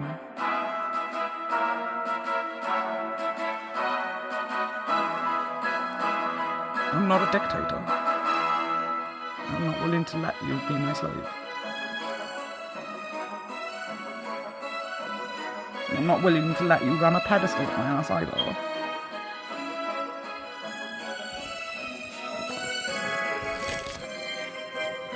I only want you to embrace your heart and become part of that again. Because that is what everyone's truly wishing for. I just want you to be prepared for the inevitable. Don't listen to the fucking delusions of terrorism that want to create a fucking perfect world, because balance is harmony. And balance is what you see in my eyes.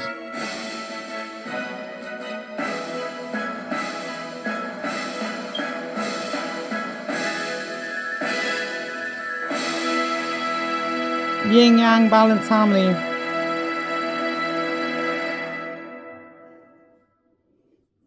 Hope and despair. Here we fucking go. I'm going fucking back in Grandia 2 now. Here we go.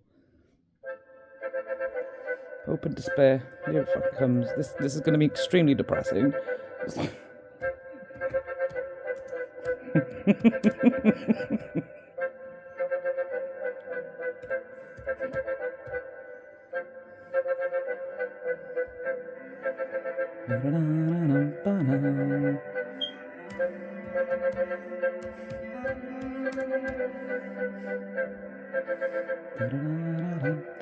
Right, I love Grandia, fucking brilliant.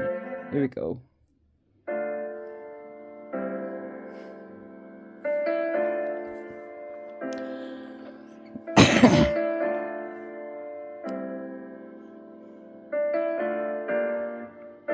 Don't think if this music makes you feel fucking depressed, that's good. If you're, well, I would say numb, but it's not numb.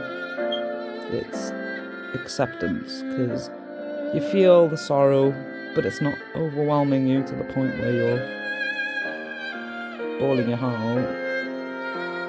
It doesn't mean that you're immune, doesn't mean you're numb, doesn't mean you're broken or a bad person. It just means you're at peace. You're balancing out, becoming the definition of the song. Hope and despair.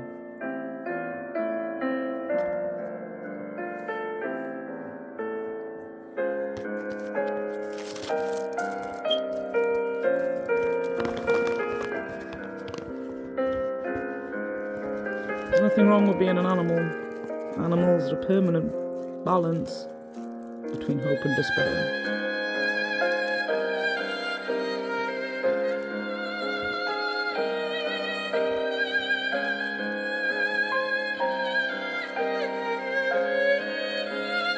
All you gotta do is figure out what you love.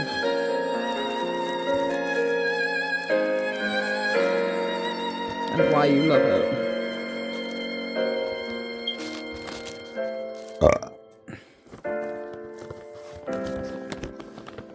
You love peace and quiet. Why?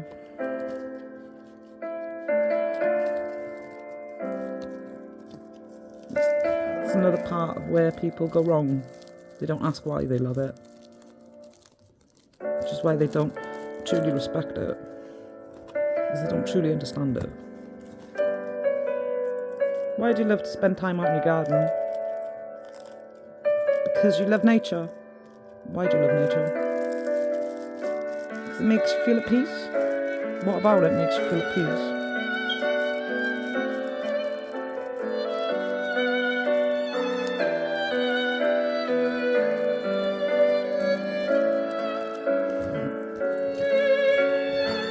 Don't be frightened of the depths of your love, the depths of your anger, the depths of your emotions in general. Anger is part of love, not hate. Hate is corruption.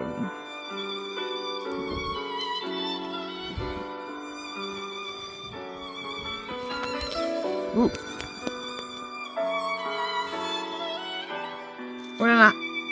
When an animal threatens you, it's because it's angry. Why is it angry? Because you're a threat to something it loves.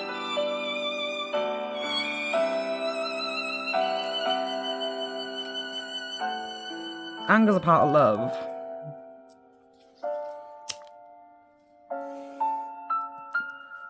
Hate is the rejection of it.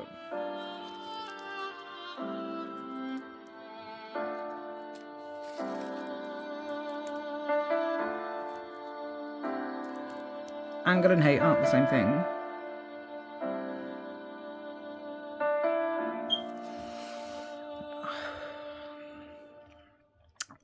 I'm gonna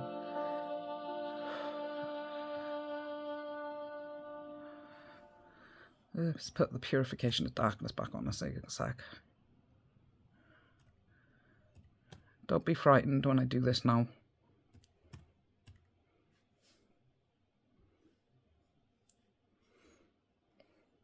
This is only going to take a moment. I'm going to show you the difference.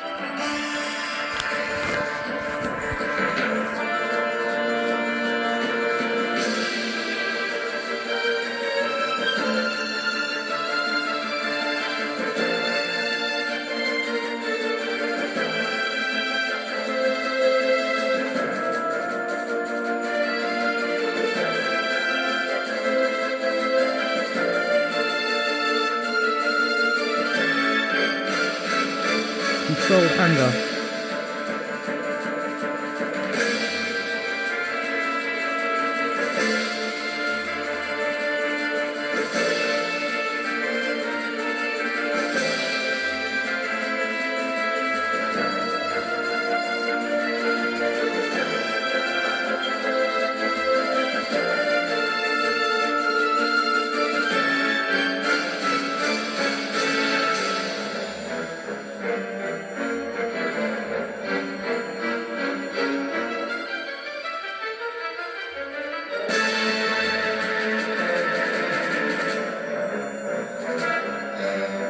Spiritual plane's telling me it's not willing to do it to me.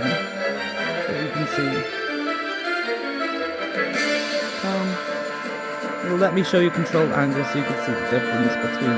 When you look in the eyes, you'll be able to tell the difference between hate and anger. So you only let me show you controlled anger. You won't do it to me.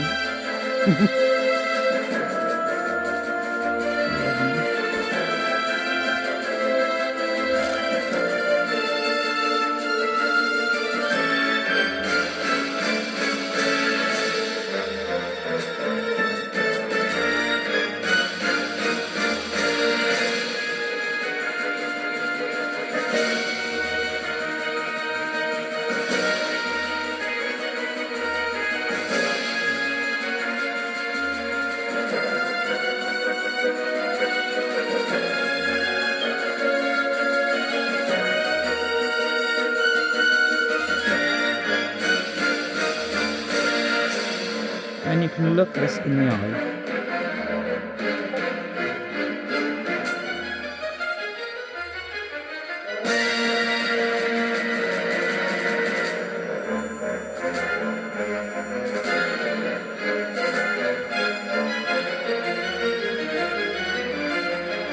With an aspect of nature.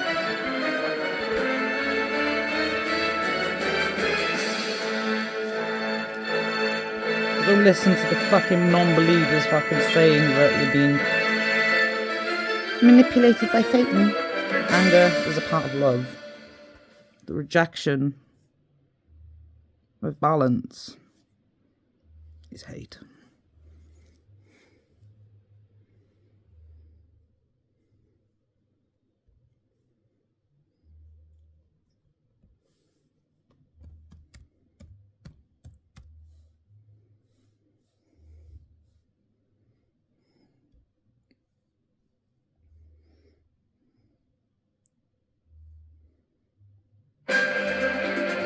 I'm gonna fucking do it to myself.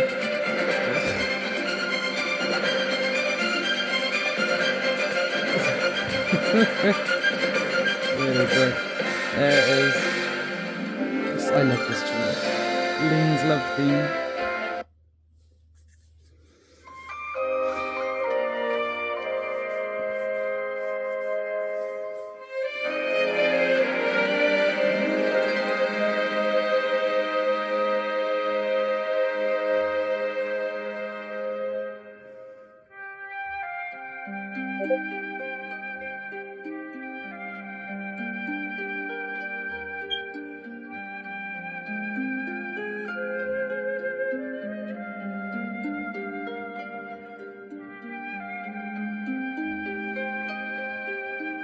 If you're here, you're ready.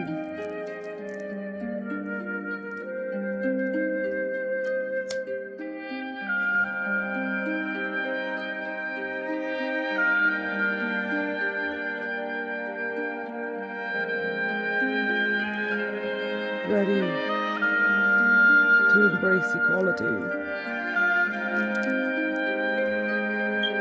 Not the terrorist definition of it.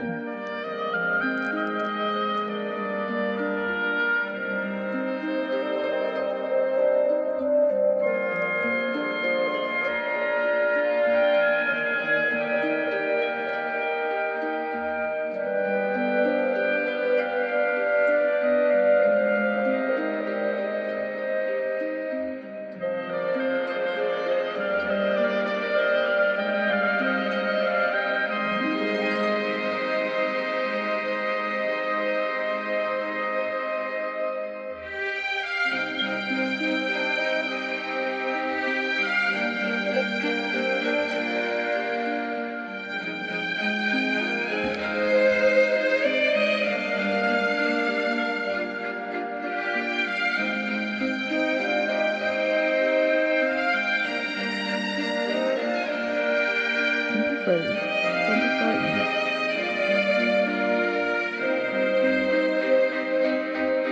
This is what you gotta learn too.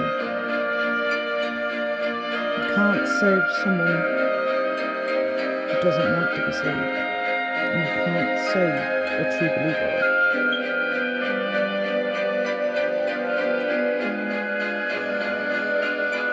I'm not saying don't reach out. I'm not saying don't state your intentions.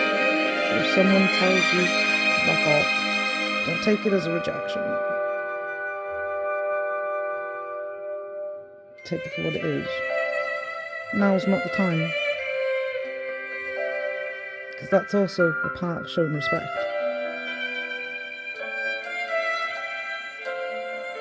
And if somebody truly wants you to reach out to them, the moment you back off, they'll come to you. But if they don't, it means you can't save them. And if they come back, it's just because they want sympathy and that you're a good person. But if they come back showing you the same thing that you showed them, then they just wanted to make sure it was genuine.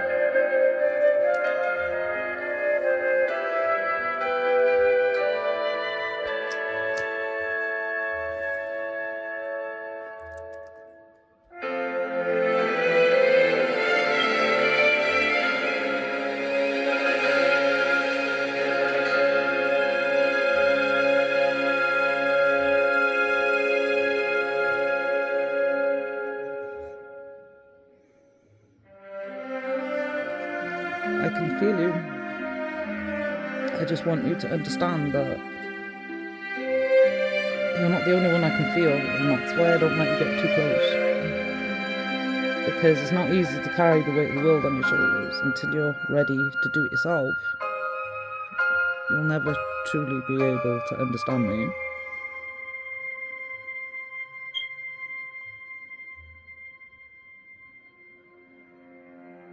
I'm a goddess.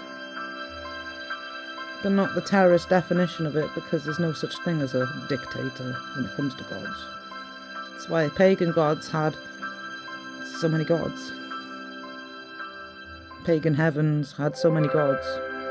Because a god is ultimate knowledge when it's on the spiritual plane. And, well, ultimate knowledge knows it's completely fucking pointless to go to war with itself.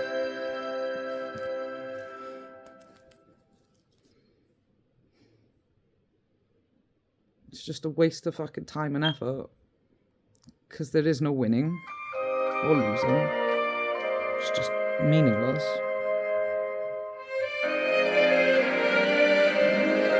And children of gods, the mortal version of a god is a demigod.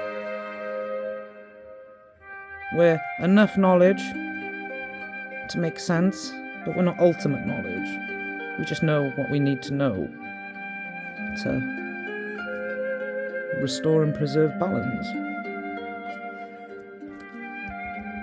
This is wise, this is knowledgeable.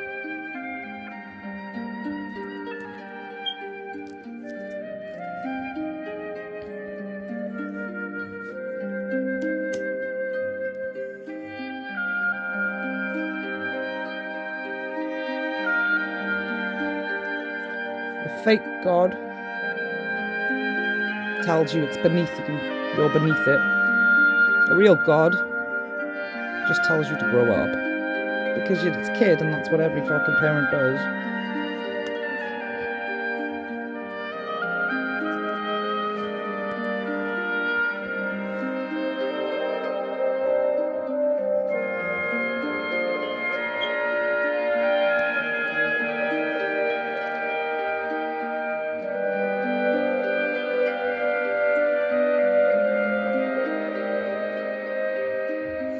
I was to let you in.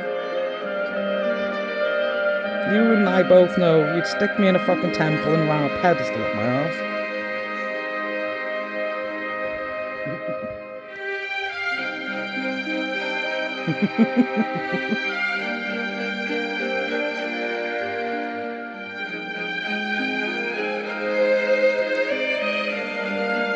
The world has to change because change is a part of life, part of evolution.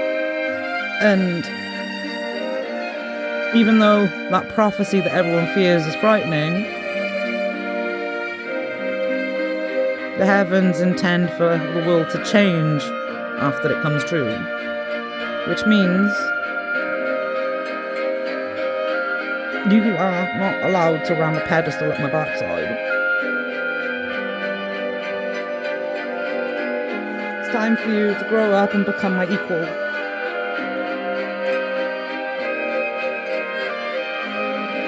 And when you're ready to listen and learn, you're not going to ram a pedestal at Jesus' backside either.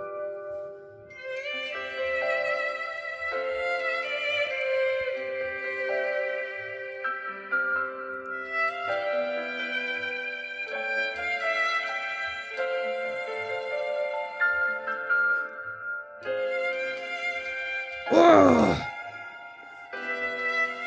I know.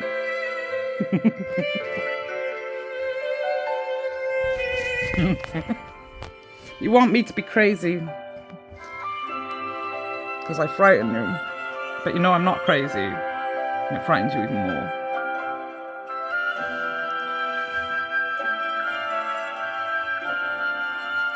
Your heart breaks because you want to give me a cuddle, and I won't let you. Because I know from experience what that feeling that you're sending me is. What that feeling will do one of two things.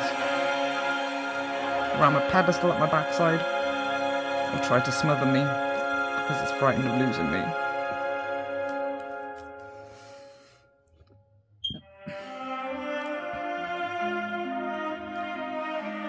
You need to do this yourself. Terrorism's on its last legs. It's got no future.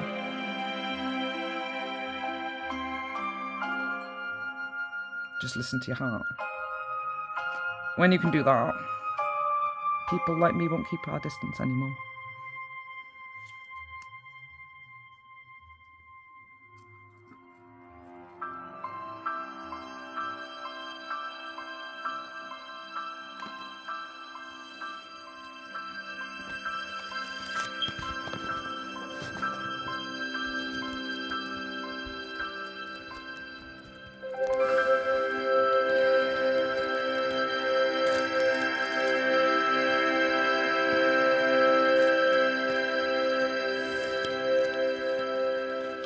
And we'll be living in a stable age of heroes.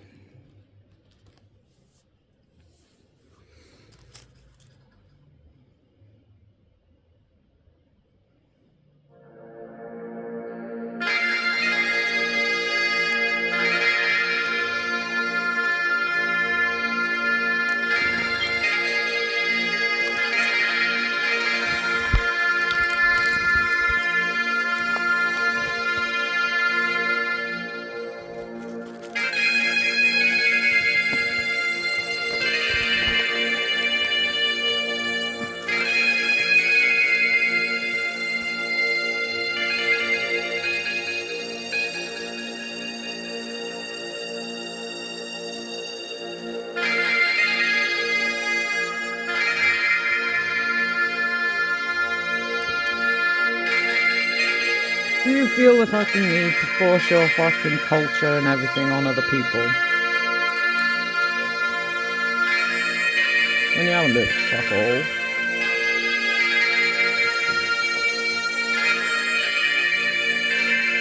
The road of acceptance listens to each other.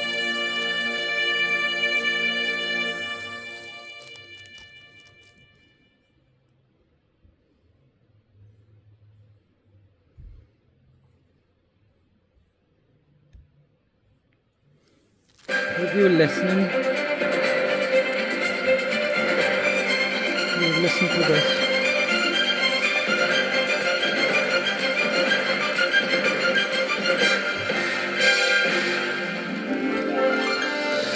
And if you were truly one of us, you would have listened to this. And this is where the East and the West are going to realise just how much they've got in common. Do you know who the composer of Grandia was? A Japanese man called Noriaki Ueda.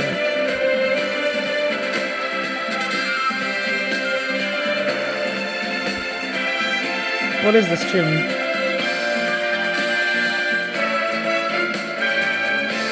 It's certainly not an Oriental theme tune, is it? It's very Western. How could it be Western if it was composed by someone that lives in the East? Because when the world's ready to wake up, it'll realise that East and West have got a lot in common. That's how we're able to understand each other, even if we don't always like each other.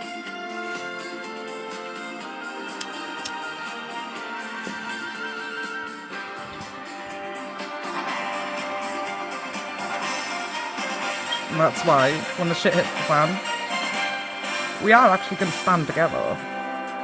Because Islam is a threat to everyone.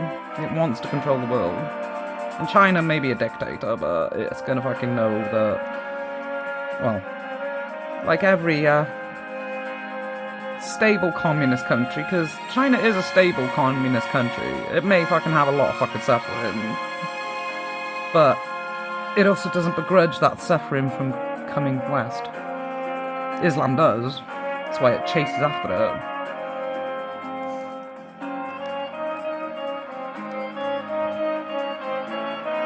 And why Chinese and Japanese people, well, manage to adapt and integrate into Western society. because deep down, we've got a lot of things in common. We just don't agree on everything. And when World War III kicks off, we're going to realise that. Because even though we have different ways of living our lives, Islam's going to be a threat to both of them. Because it wants to control everyone. And as much of a communist country as China is, it knows that a tool is only useful when it's working in your best interest.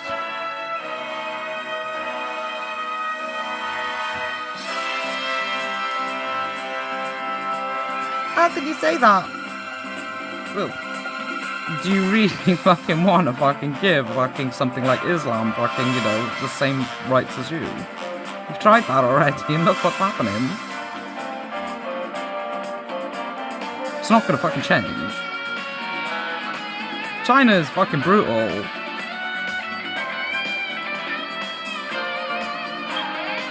As brutal as we used to fucking be before we started, you know, developing too much of a conscience. It's all good to have a conscience, but if it fucking leaves you, if your conscience allows you to destroy everything you fucking love, then it's not a good thing, is it? And that's all China is. China's worked fucking through many fucking centuries of stuff like this. That's why it's so frightening to a lot of Westerners, because it's like, oh, how could you be so brutal? If it was as brutal as, you know, terrorism, like you could think, well, no Eastern fucking person, no Oriental fucking person would adapt well to Western society. They'd be no different from Islam. Truth is, they just respect strength. That's all they fucking want. You to be their equal. They don't want you to change them. They don't truly want to change you. They fucking actually like our relationship. They like trading fucking with us. They just don't want you interfering in their affairs, and we don't want them interfering in our affairs. They're willing to fucking back off. They just want us to fucking show, well, respect for the fucking relationship that has taken, you know, the East and the West centuries to create.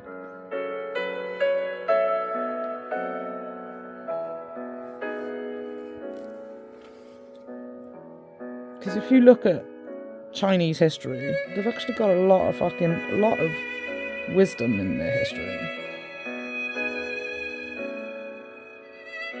And a lot of it is, well, things that it has in common with the West. But the difference between us is yin and yang. And yin and yang aren't at war. They just want to be balanced.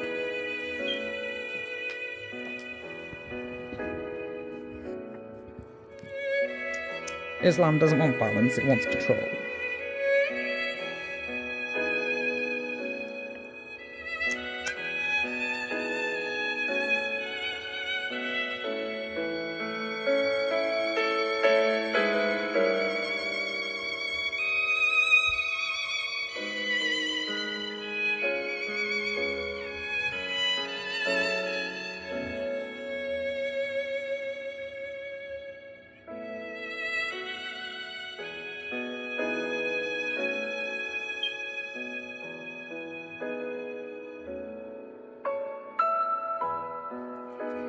What do you think I am?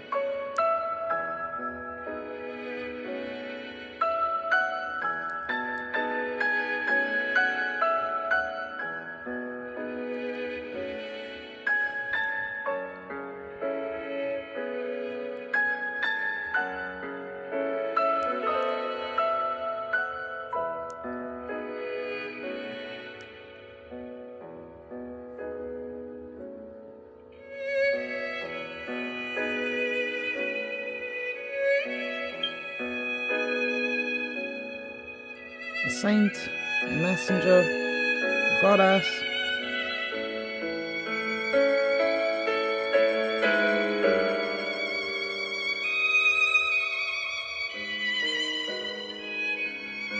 All of the above.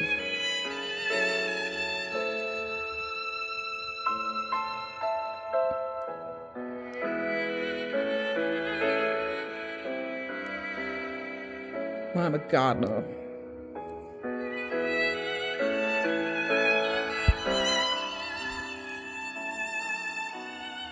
And like every gardener, well, I'm willing to punch something that wants to ruin my garden. But I don't live for the thrill of the hunt.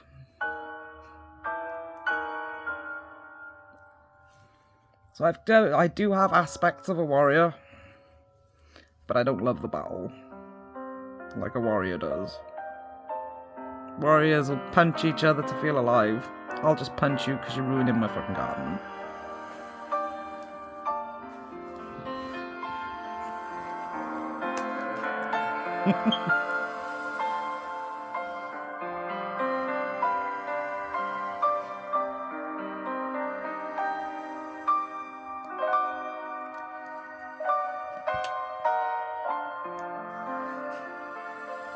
Balance is harmony.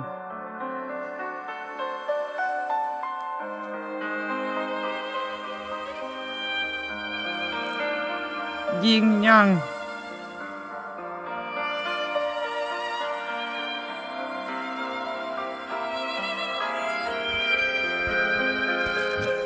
Islam's fucked.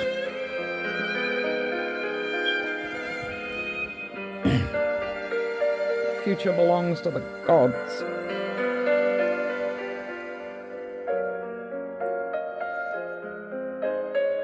And real gods create balance, they don't destroy it.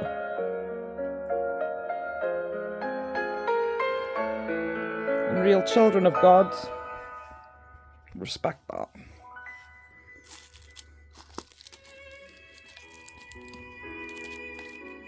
Now, if you think I'm talking to you,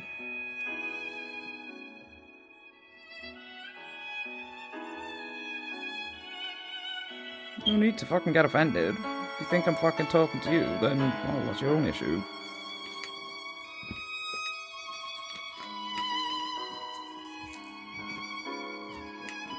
If you don't need it explained to you,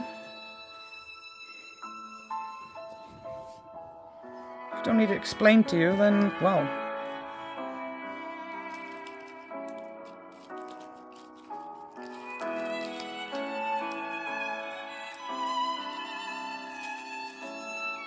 tiger doesn't fight with anything other than another tiger or its prey.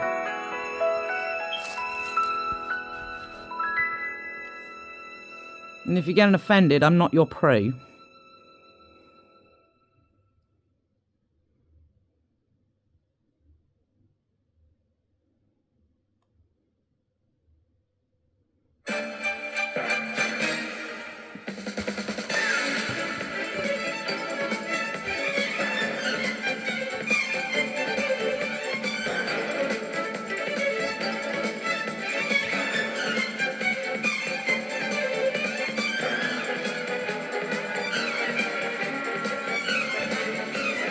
For everyone else,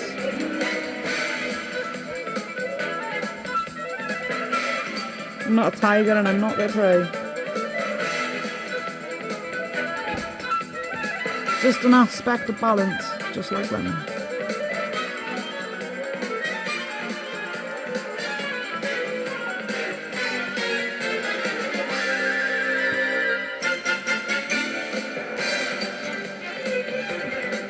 Only the animals on the border of each ecosystem are meant to interact together. The heart of it is for the ones that belong there.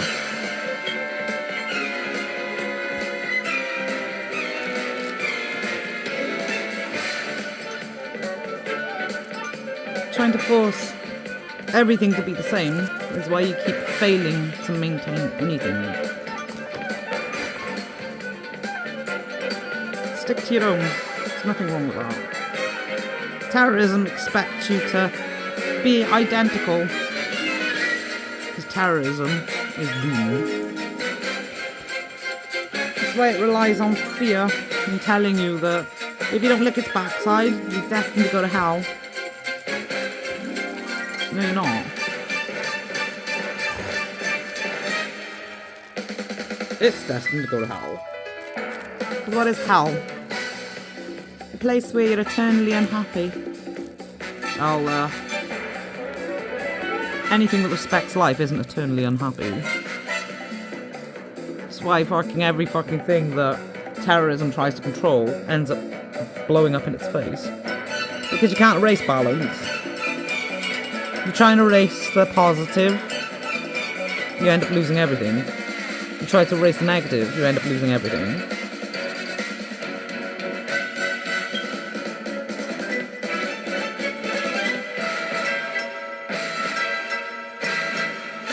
That's why terrorism always loses, and it can't accept the reason why it keeps losing. It has short-term victories, and then ends up losing more than it ever did before, so... This is literally its last legs. You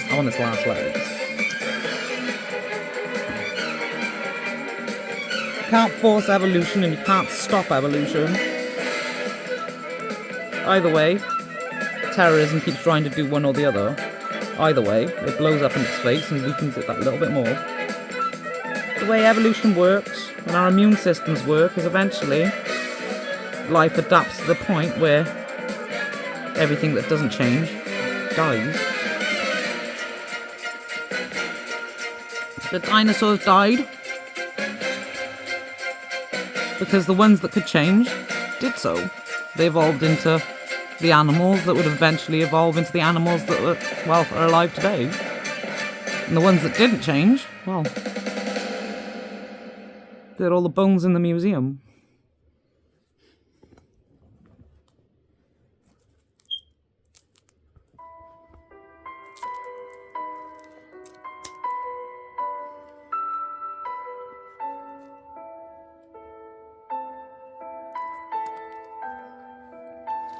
What about all these fucking people who keep trying to resurrect them? More fool them.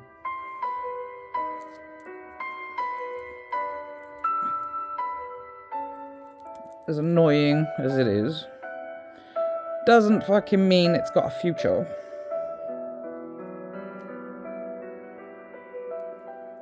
Because the reality is, to bring them back from the dead,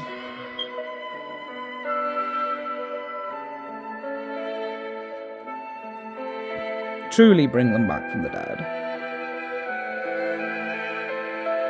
they'll never be able to do it. Because there's always a piece of the puzzle they're missing. You can fucking adapt their DNA, you can fucking do all this fucking shit that fucking they do today, but doesn't mean it's gonna be 100% the way that it was when they were originally alive. Because that's assuming that you've got every intricate detail. Do you know what colour they were? Were you there? No. So what makes you think you're going to bring them back from the dead? You don't know everything. You're not ever going to know everything.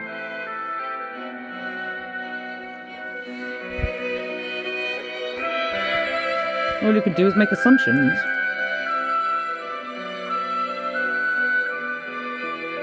It's like a mammoth. You can assume you knew what colour it was. Doesn't mean it'll be identical to what it actually was. Oh yeah, well, the genetics and all that blah blah blah blah blah blah. But how do you know you've got it right? Have you got something to compare it to? An earlier version of them? Their ancestors? The very fucking beginning of life? No, you don't. You just got your assumptions.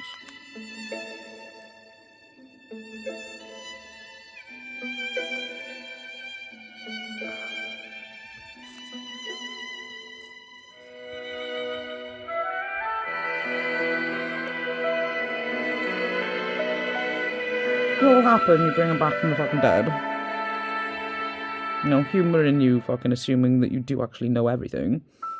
What would happen?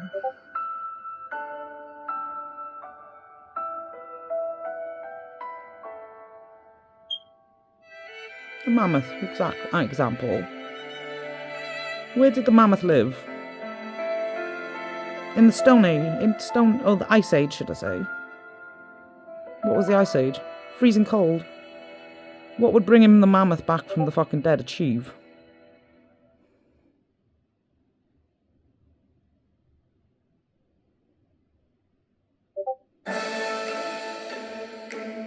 would there be enough food in the ecosystem that it used to thrive in to keep it alive? Of course it wouldn't. Because during the time period it lived, the entire world was an ice age. That's the reason it could thrive, because there was enough food to accommodate its size. So all you're going to do by bringing it back from the dead is set it up to fail and ruin the delicate balance that's already in existence. It evolved. It lost its fur, grew bigger ears, and turned into an elephant. And shrunk.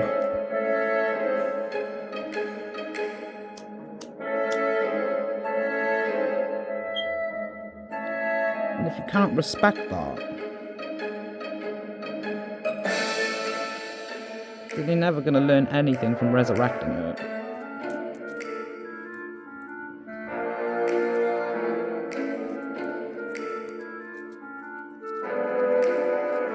But how can we understand the process of evolution?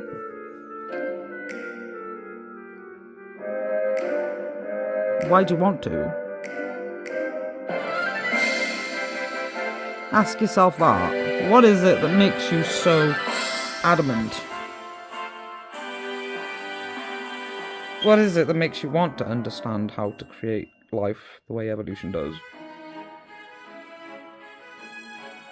Because you're frightened of the consequences humanity's having on the world? Then don't act that way. No, but what can I change? Everything. One less fucking person humouring what's destroying the world means one more fucking person with survival instincts. One more person with survival instincts means one more aspect of nature.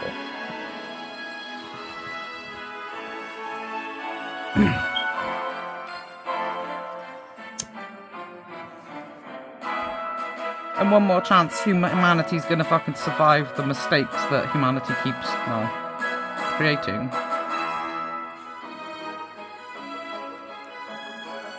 To save humanity, you don't have to fucking save every single person on this planet. You just have to save yourself. Can you have kids? Yes? Even if you can't. Doesn't fucking mean you can't fucking adopt ones that don't have kids. Have you got survival instincts? Can you grow your own food? Make your own clothes? Repair your clothes? These are things that animals do.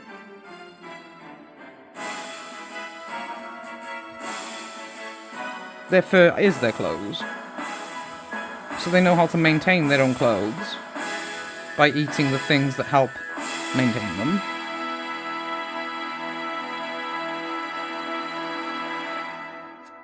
If you can do all these things, then you're an aspect of nature and you're, well, going to adapt and evolve. So you've already saved humanity.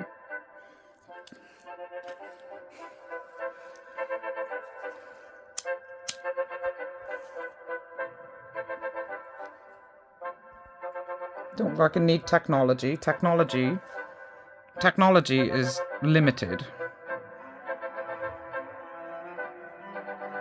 It requires resources that take thousands of years to create. To create things to replace them requires those same resources, and they will eventually run out. Allowing yourself to be dependent on them means you don't have survival instincts.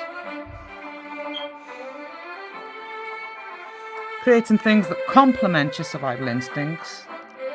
It's like a fucking beaver building a dam. It knows how to build its own house, but it doesn't build it out of something that's not sustainable.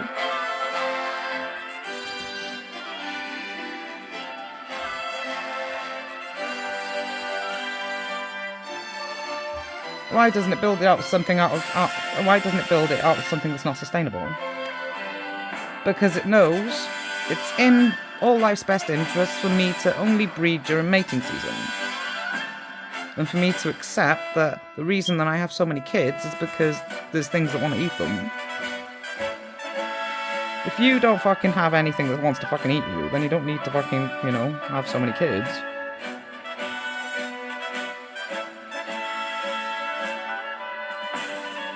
No, don't get offended, because it's the reality.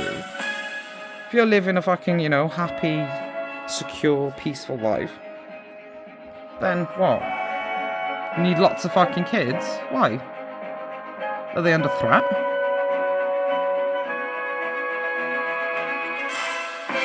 I mean, look at the world we're living in right now. Can you afford to have so many kids? As wonderful as they are? No. So why don't you respect the ones you got? Raise them and help them develop survival instincts. Instead of thinking, oh, well, you know, let's have another one. Why do you want another one? Why do you want another one? Well, you miss the feeling of, you know, loving something that's dependent on you. Then you've already failed the ones you've got.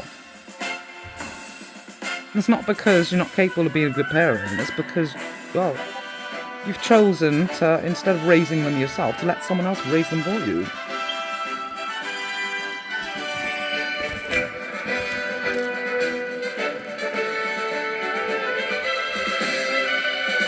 Why did you sacrifice that? For an easy life? For the secure mortgage? The car for every member of your family? Why do you need all that?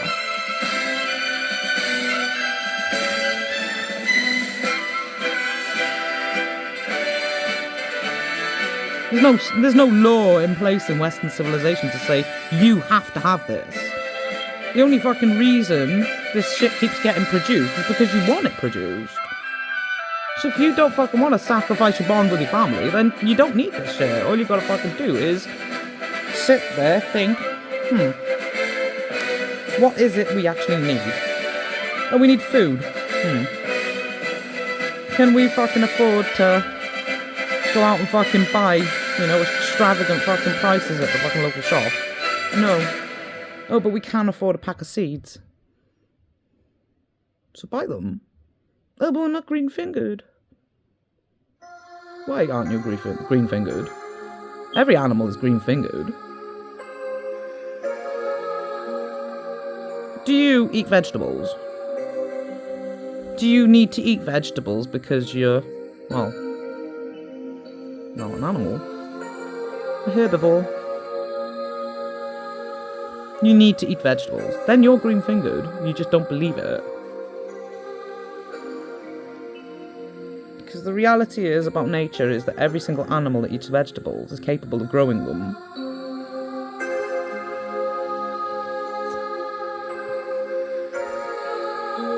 The dodo, before it went extinct, prime example. The trees on the island where it used to live, it would feed off the fucking seeds of those trees. But the way it worked with the balance was every time it ate those seeds, it'd take the nutrients it needed to survive, and then it shit out the rest. But what it fucking shite out was everything the tree needed to grow. So it would eat the fucking seeds, fertilise it, and then a tree would sprout from what was left over.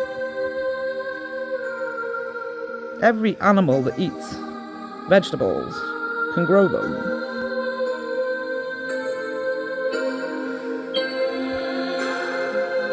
You fucking may not fucking be able to fucking grow a prized fucking pumpkin fucking that'll win a fucking, you know, the local fair. But you don't need that to survive anyway. You just need it to actually grow. And everyone can do that.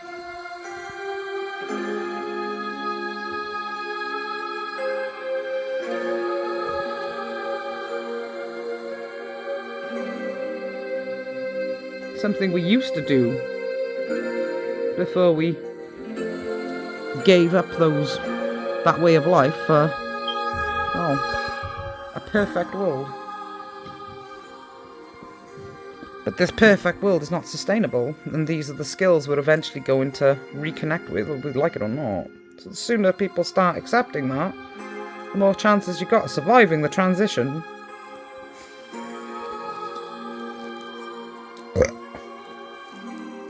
And there's no law out there that fucking says you're not allowed to use your garden. The moment anyone tried to put a fucking law like that fucking in fucking place, they'd quickly fucking find themselves fucking with, well, a civil war. So they're not stupid enough to fucking try and fucking, you know, deprive democracy of democracy's rights. That's the fucking reason why we're on the verge of a civil war to begin with.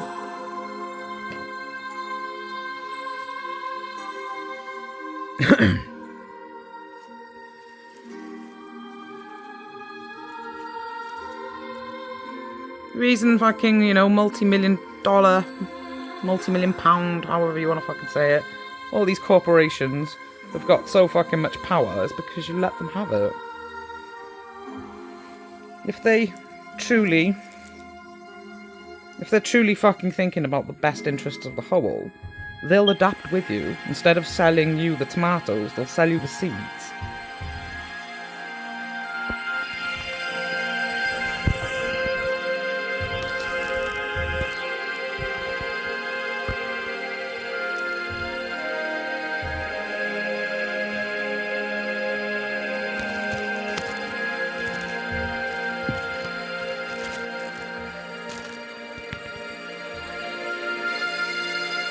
Have faith.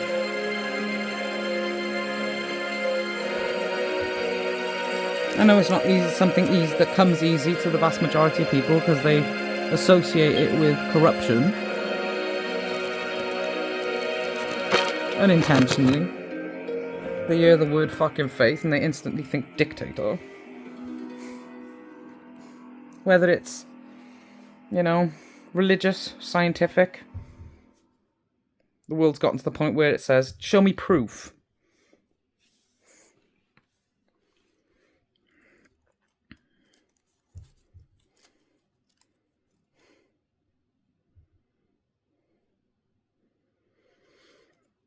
But no business can turn around and say, you have to buy my products.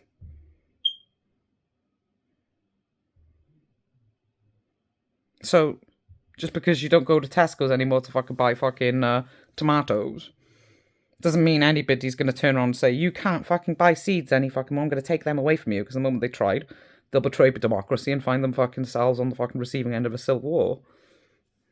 And something that fucking everybody's been trying to avoid is war. So like I said, what they'll do is adapt. Instead of selling you the tomatoes, they'll sell you the seeds instead. So don't panic and worry. All you need is a willingness to try. You may not fucking at first fucking grow a fucking prized fucking pumpkin. But if our grandparents could do it during fucking World War fucking II, you know, during World War fucking II, the UK opened up a lot of allotments. And people were encouraged to grow their own food because, well, much of the fucking resources that we could produce was going to feed our armies and make fucking sure that everybody could stay fucking alive because the soldiers on the front lines needed to stay fucking alive in order for you to stay alive. So everybody was encouraged to grow their own food. That's going to happen again, whether people like it or not. So don't be frightened. Give it a go. £3 for a pack of seeds, and how many fucking tomato plants can you grow from that? A lot. Trust me, I know. And even if all those tomato plants that sprout only fucking produce like 10, 15 tomatoes, that's still like 20 plants that are producing 10, 15 tomatoes. Even if they don't turn into prized tomato plants, still enough for you to actually survive.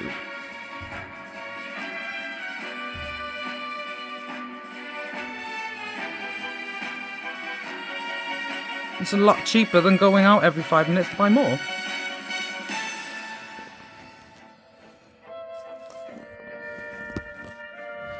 If you've got a garden, use it. Don't be frightened of it.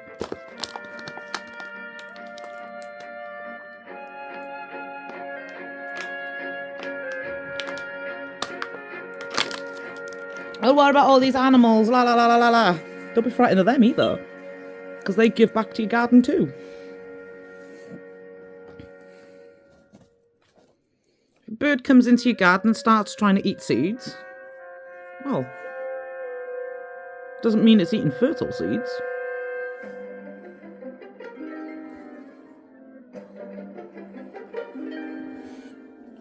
The only fucking reason,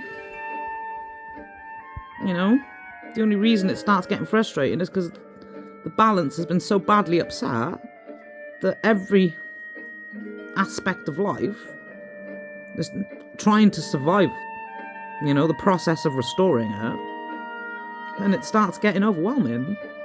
But the more people that start using their gardens, the more places the birds have to go, which means the less birds that are going to come to your garden, which means, it's not going to be so overwhelming, is it? Oh, but nothing.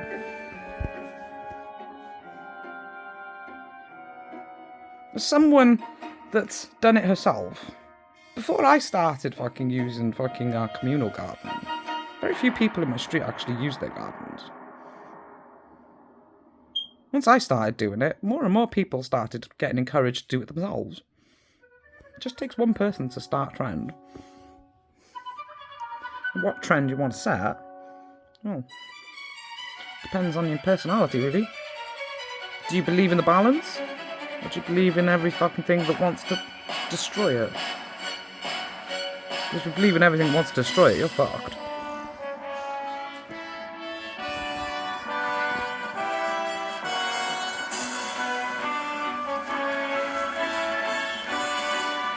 If you truly love nature, then trust that nature's going to give you survival instincts.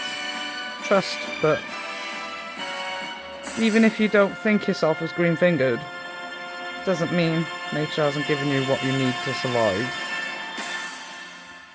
Just because you associate being green-fingered with growing a prized pumpkin, doesn't mean that's true.